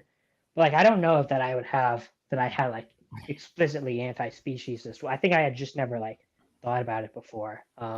So Travis, how strong was your awareness of historical parallels before going vegan? Like your awareness that, oh, these same things that I might be kind of saying, or that people around me are saying to justify not going vegan, or the same kind of reasons why, like Thomas Jefferson knew that slavery was extremely wrong and kept his slaves, or something like that. Because that was pretty strong for me for a very long time. This sense that we're on this historical arc, and oh shit, these things that are just widely condemned now. Like people were saying pretty much the exact same sorts of things about all of these previous moral issues. Yeah, so I did have, I think when I was like 16 or maybe 17, there was this writer that I used to read, and he had like a blog post or like an article like called like Meat and the H Word, which the H word was referring to Holocaust. Yeah. Which I was aware of that. See, I did do kind of the like, I don't like that I did this, but I did do kind of like the weird, I was never like anti-vegan necessarily. I did do like the weird like harness thing where like I was aware of that article, but I purposely did not read it because I didn't want to read it. And like accounts that would like post like pictures of like baby like pigs and stuff, like I would block those accounts because I didn't want to see that, because I knew that did like trigger like some like sense of like guilt in me. So I was aware of it to like some respect. The weird thing is like the thing that kind of got me to stop eating meat, that like triggered it. It wasn't even really like, I don't know. It wasn't like that I was given some like great argument. Like I wasn't like, it's not like I read like Animal Liberation or like someone like gave me marginal cases or like ran Name the Traitor. Like I was shown like slaughterhouse footage or like wasn't anything like that. Like the weird thing that like made me go vegan was like I was like just like like I got a new job at this was when I was like 19. I got like a job at like Whole Foods, and I was just like walking down like one of the first days I was there. I remember just like walking down like the freezer aisle, and I saw like the meat alternative like section, and I kind of like as soon as seeing that I kind of just like said to myself, yeah, this seems I'm just gonna go like I'm gonna stop eating meat. And it kind of just happened like in a weird way like that. And then like 2 months later, I stopped eating like dairy and egg and like other animal products after like reading more about it. Interesting. I had sort of a similar situation, but it was so I had like listened to a speech by Alex O'Connor. Plus, I started reading Animal Liberation, and then my friend recommended that I tried like the Beyond Burger from Carl's Jr.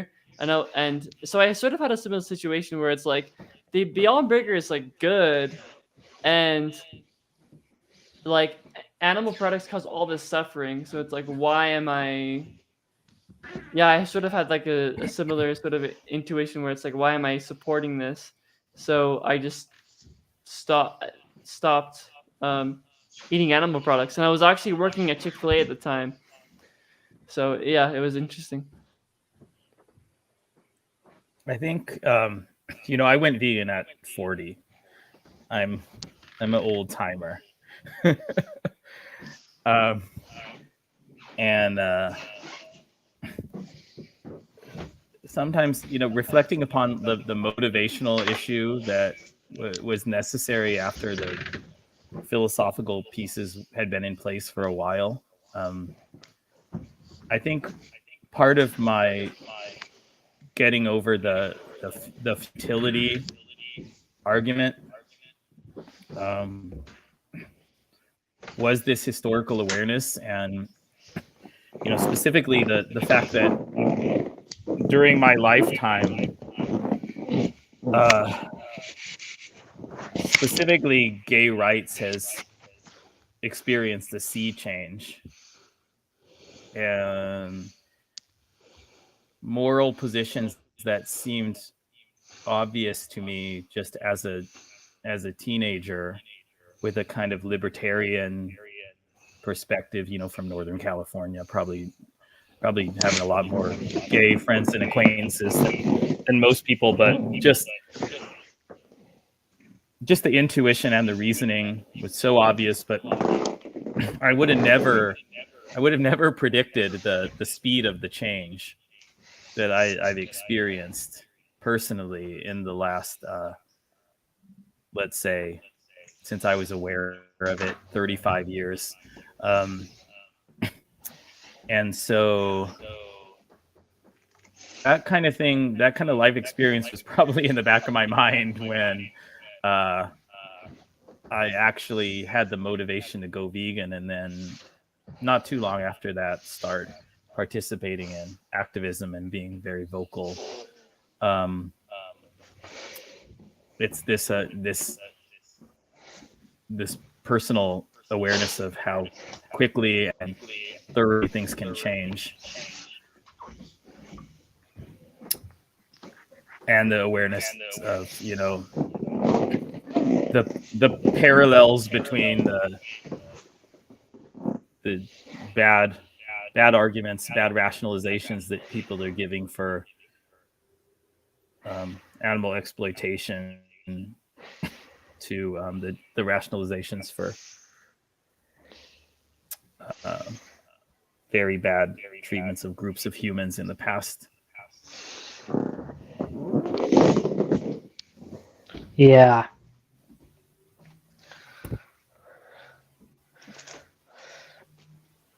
It's just I like this, I don't like this, and then what kind of rationalizations can I spin to protect my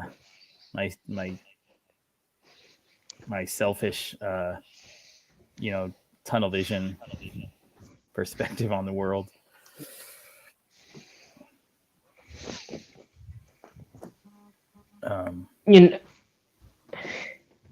This kind of is interesting also, how this, how the veganism thing kind of ties into meta ethics. Because I remember seeing a realist vegan on Twitter. They made some comment. They said if moral realism were false, I would have no reason to be vegan. Luckily, moral realism is true. And I don't know, that kind of view just seems so alien to me. I don't know why veganism would hinge on realism. Seems to me. Is that person a realist about taste pleasure? Like Jerome was saying, yeah. If realism about tastes were not true, then I would have no reason to eat a bowl of raspberries rather than a bowl of shit. Yeah. What? And yeah, it's really weird. And to be honest, this is something that I think is people will get mad when people don't like when you say this. They'll call you irrational or something. To be honest, even if realism were true, and it were the case that carnism were objectively morally acceptable, I would still be vegan, and I'd still want to impose veganism on other people. I guess that's another thing about me. To me it just seems like I act in alignment with what my values are. Even if there were stance, and even if that was a coherent concept and there were stance independent moral facts, I don't know why I would care if they're not in accordance with my values. I guess there are clearly things as a consequentialist, there are clearly things that I would describe as not morally relevant in themselves, but things that you would psychologically expect more morally good people to not be inclined to want. or to do. You know, like a really clear example is like a comic book of child pornography, right? It doesn't actually have any victims. Vosh has entered the room. Vosh, what? Hey, but- oh, okay. but you I know, get it you'd now. be psychologically suspicious of somebody that's consuming this, right? But you know, even though in and of itself you can't make a moral case that it's causing harm, therefore that it's wrong, right? And there's a lot of, you could say that about like about things related to animal exploitation. Somebody liked a VR game where you were, you know, in this game you were like very like viscerally like beating puppies to death or something, or playing a game of the Slaughterhouse Worker game in very realistic VR and having a great time. You know, that it's less, it's not that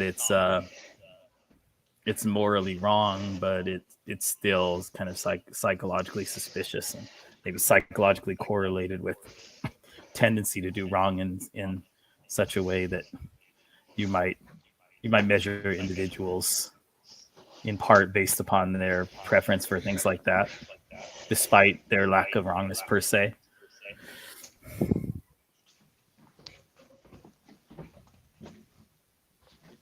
Does that make sense at all? Am I just talking gibberish here?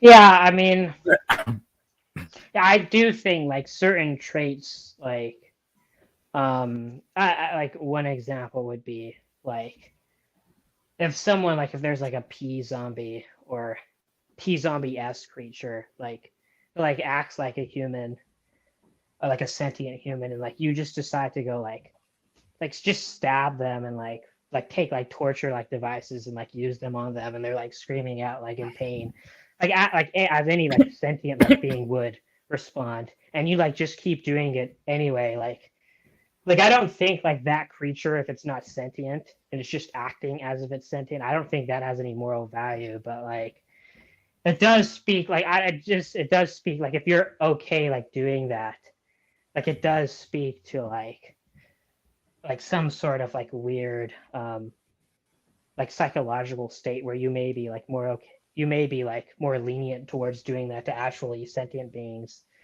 or something like that. Mm-hmm. Like I would be like if someone were okay with doing that, I would not want to interact with that person. Like right. If they did that, yeah. like I'd be like, nah, I don't trust you really. Mm-hmm. Yeah, and that's maybe part of what's going on a smaller scale with a lot of these things that do involve use of animal products, but in very small proportions. Like you're still psychologically evaluating whether somebody who says milk powder in my chips, who fucking cares, versus, you know, somebody who says like I'm gonna like psychologically reinforce my veganism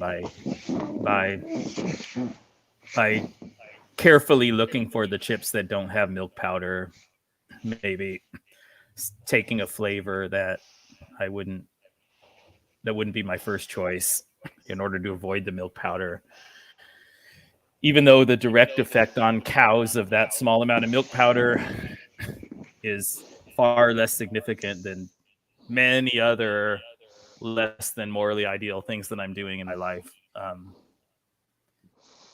There's sort of a psychological aspect of making that vegan choice that,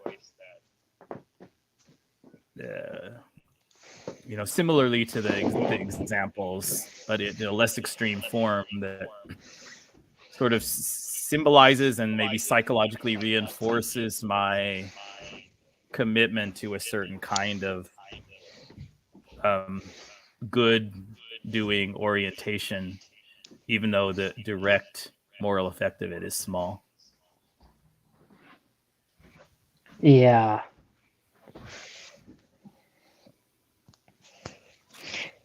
There also, like you said, there might be like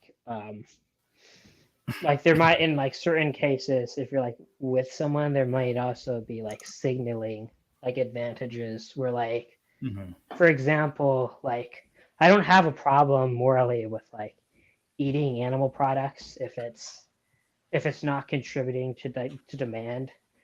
Like, so I don't have a problem with like veganism or something like that necessarily, but like if I'm at like a party or something, someone else's like birthday party, and like I wouldn't like eat like a piece of like birthday cake because like there's like the concern that like maybe that it makes it seem like veganism is like less serious to like the carnists that are there.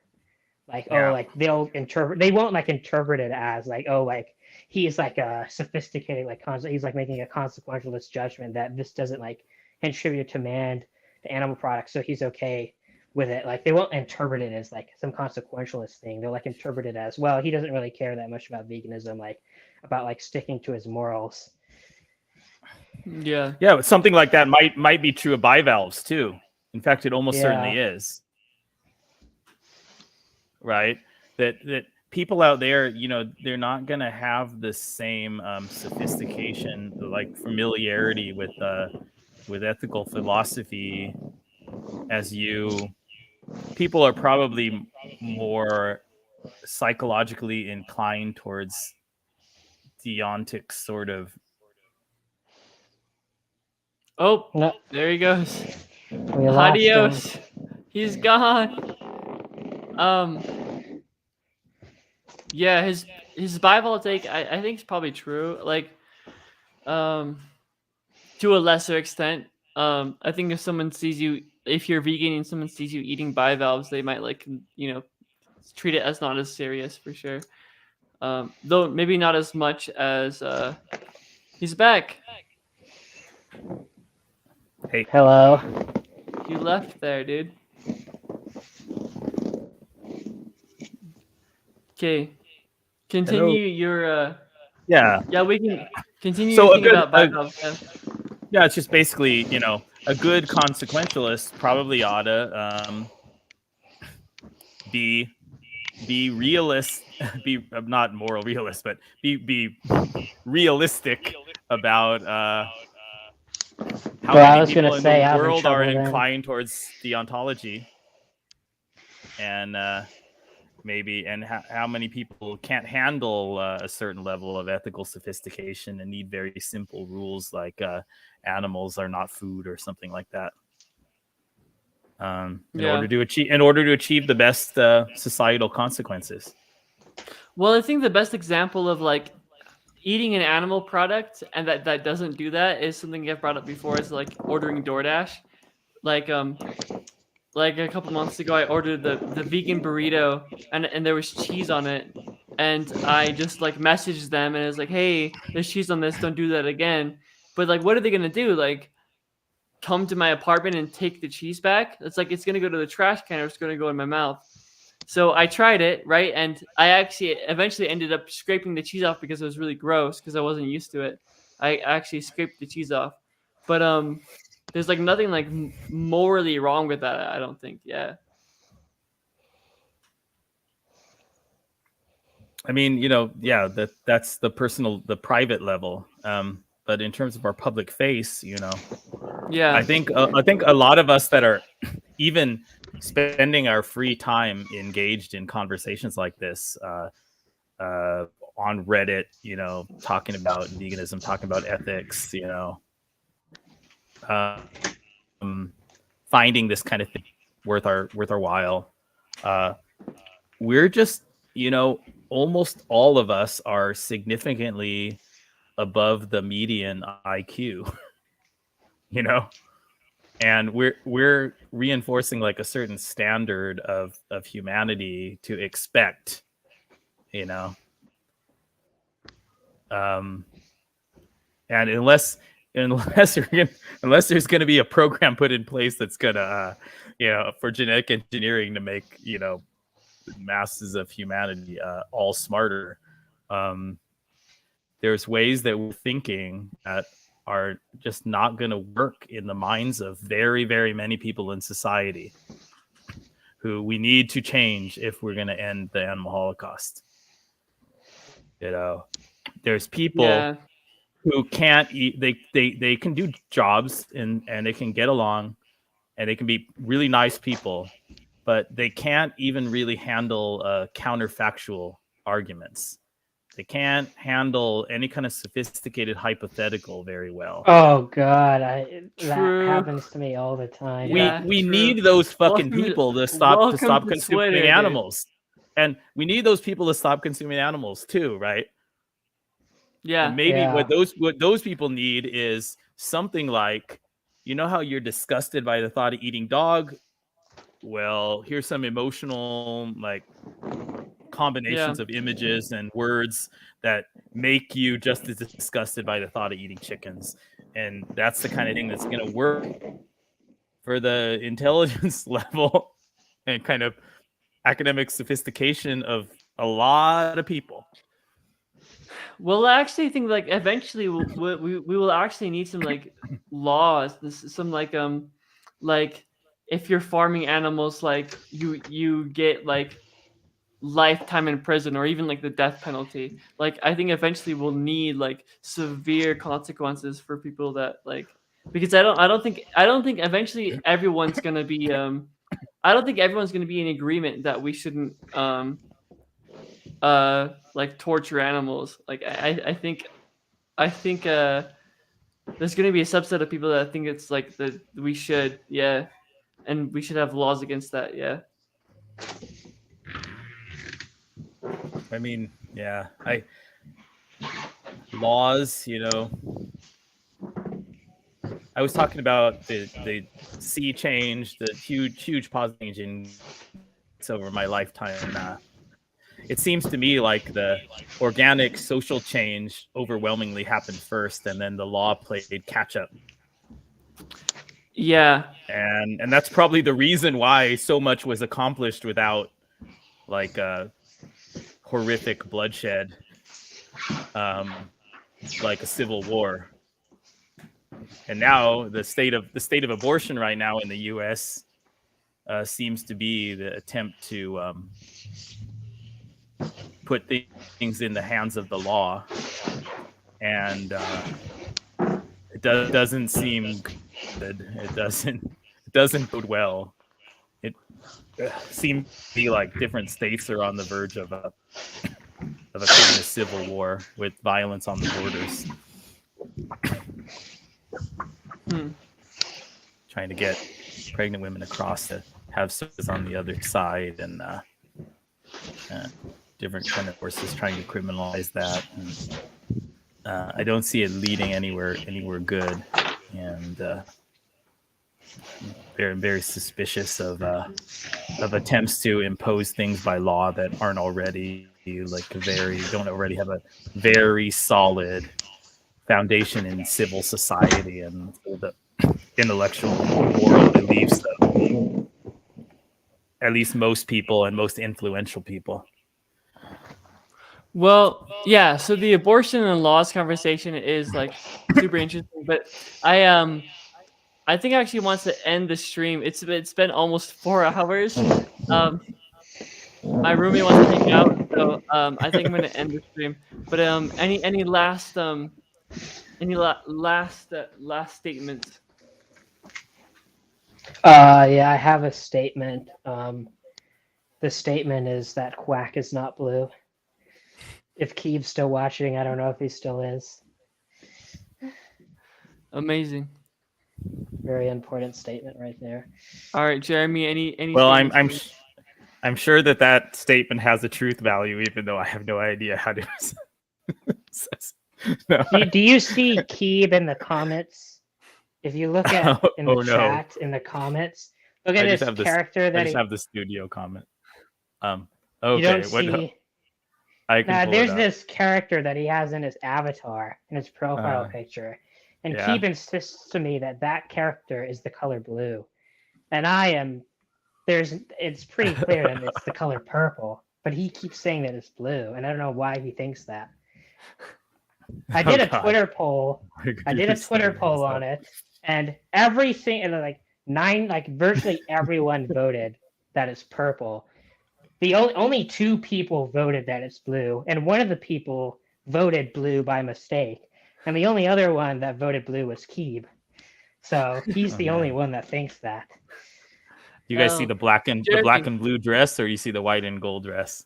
Oh, I see black and blue. Black and It's blue. definitely black and blue. Okay, so we've wait. established objectively that it's black and blue. Jeremy, the what do you consensus of think? 3 of us. What do you think about the color of Bugs Bunny in season 2? Yeah, this is an important question.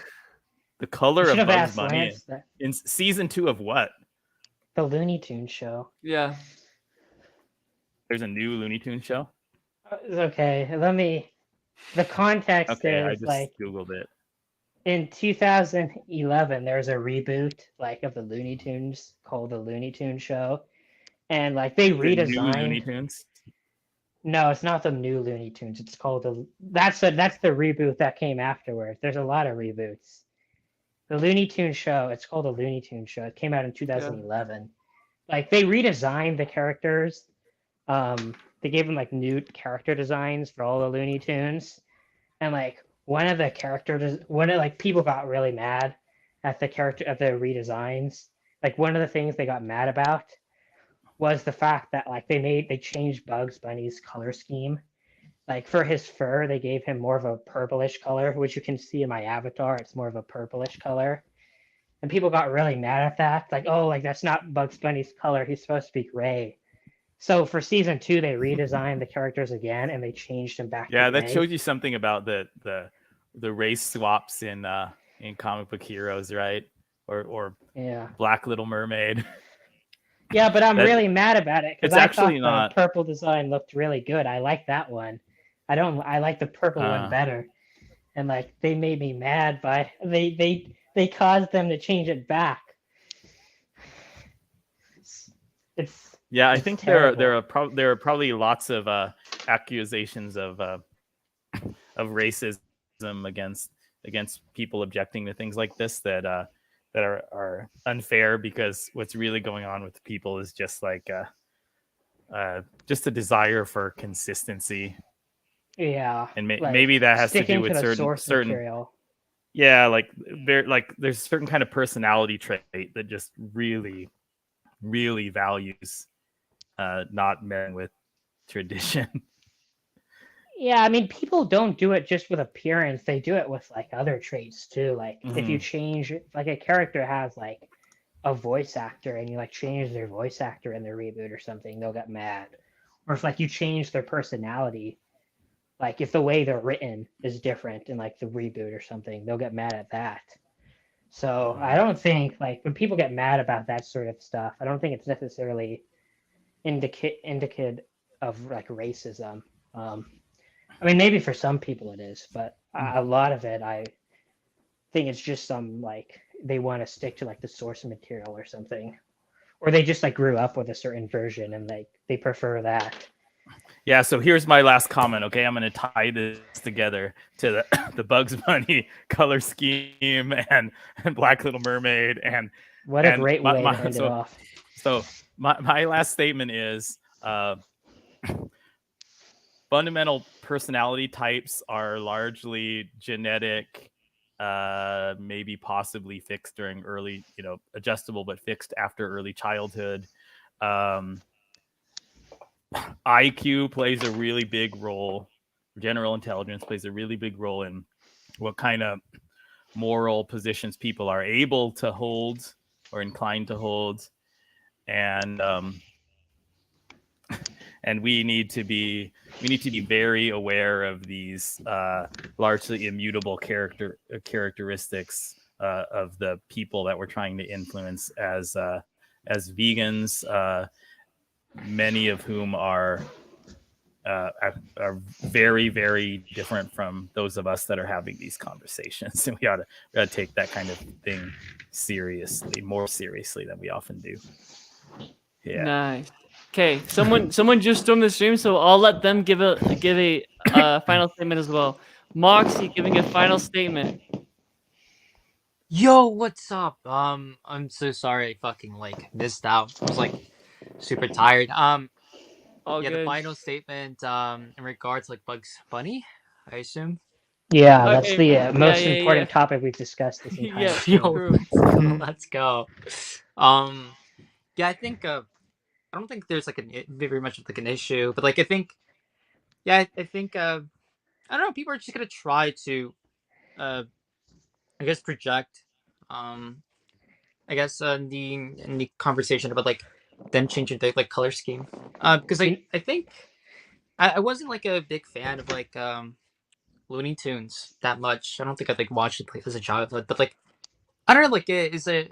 I wasn't here enough a little bit to like I don't know hear what is like a disagreement there, but like yeah, I don't know. I feel like I'm I'm agnostic. I'm indifferent. But yeah, that's my statement. You know, Okay. Jeremy, I think I've actually just changed my mind on aesthetic realism when I consider the Bugs Bunny case. Yo, let's go, let's go. Clearly, right. We've got the purple Bugs Bunny. We've got the gray Bugs Bunny. Gray Bugs Bunny. Purple Bugs Bunny. Which one is better? Oh shit. Choose you. Wait. Oh yeah, the original one. Okay. Want to know why? It Wow. makes a lot of people happy. Yeah, if it makes a lot of people happy, it's good. Yeah. Let's go. Let's go. The purple one makes more people happy because it's better, though. Think about that. We need to get Purple. Lance Bush back in here so he can tell us the empirical evidence on whether people prefer True. gray or purple Bugs Bunny. Look, True. it's very simple. It's very easy to resolve, right?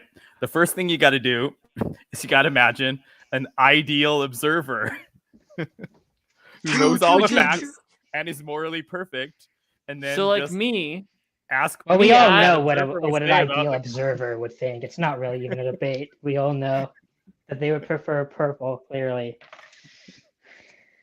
How do Yeah. we know? I mean, it's pretty obvious. Like intuitively, it's pretty It's obvious, just right? self-evident. Yeah. Yeah, let's go. Let's go. Yeah, it's an axiom, right? If you're like not rational, you can't believe in this axiom, but Yeah, A is A. Contradictions don't exist. Therefore, purple Bugs Bunny is superior. True. Purple Bugs Bunny is superior. It's obvious. Okay. All right. I'm gonna And end the you're- stream. you're- Okay. love Okay. you, dude. Have a good one. Amazing. Amazing. Amazing. Catch you guys later. Ciao. Yo.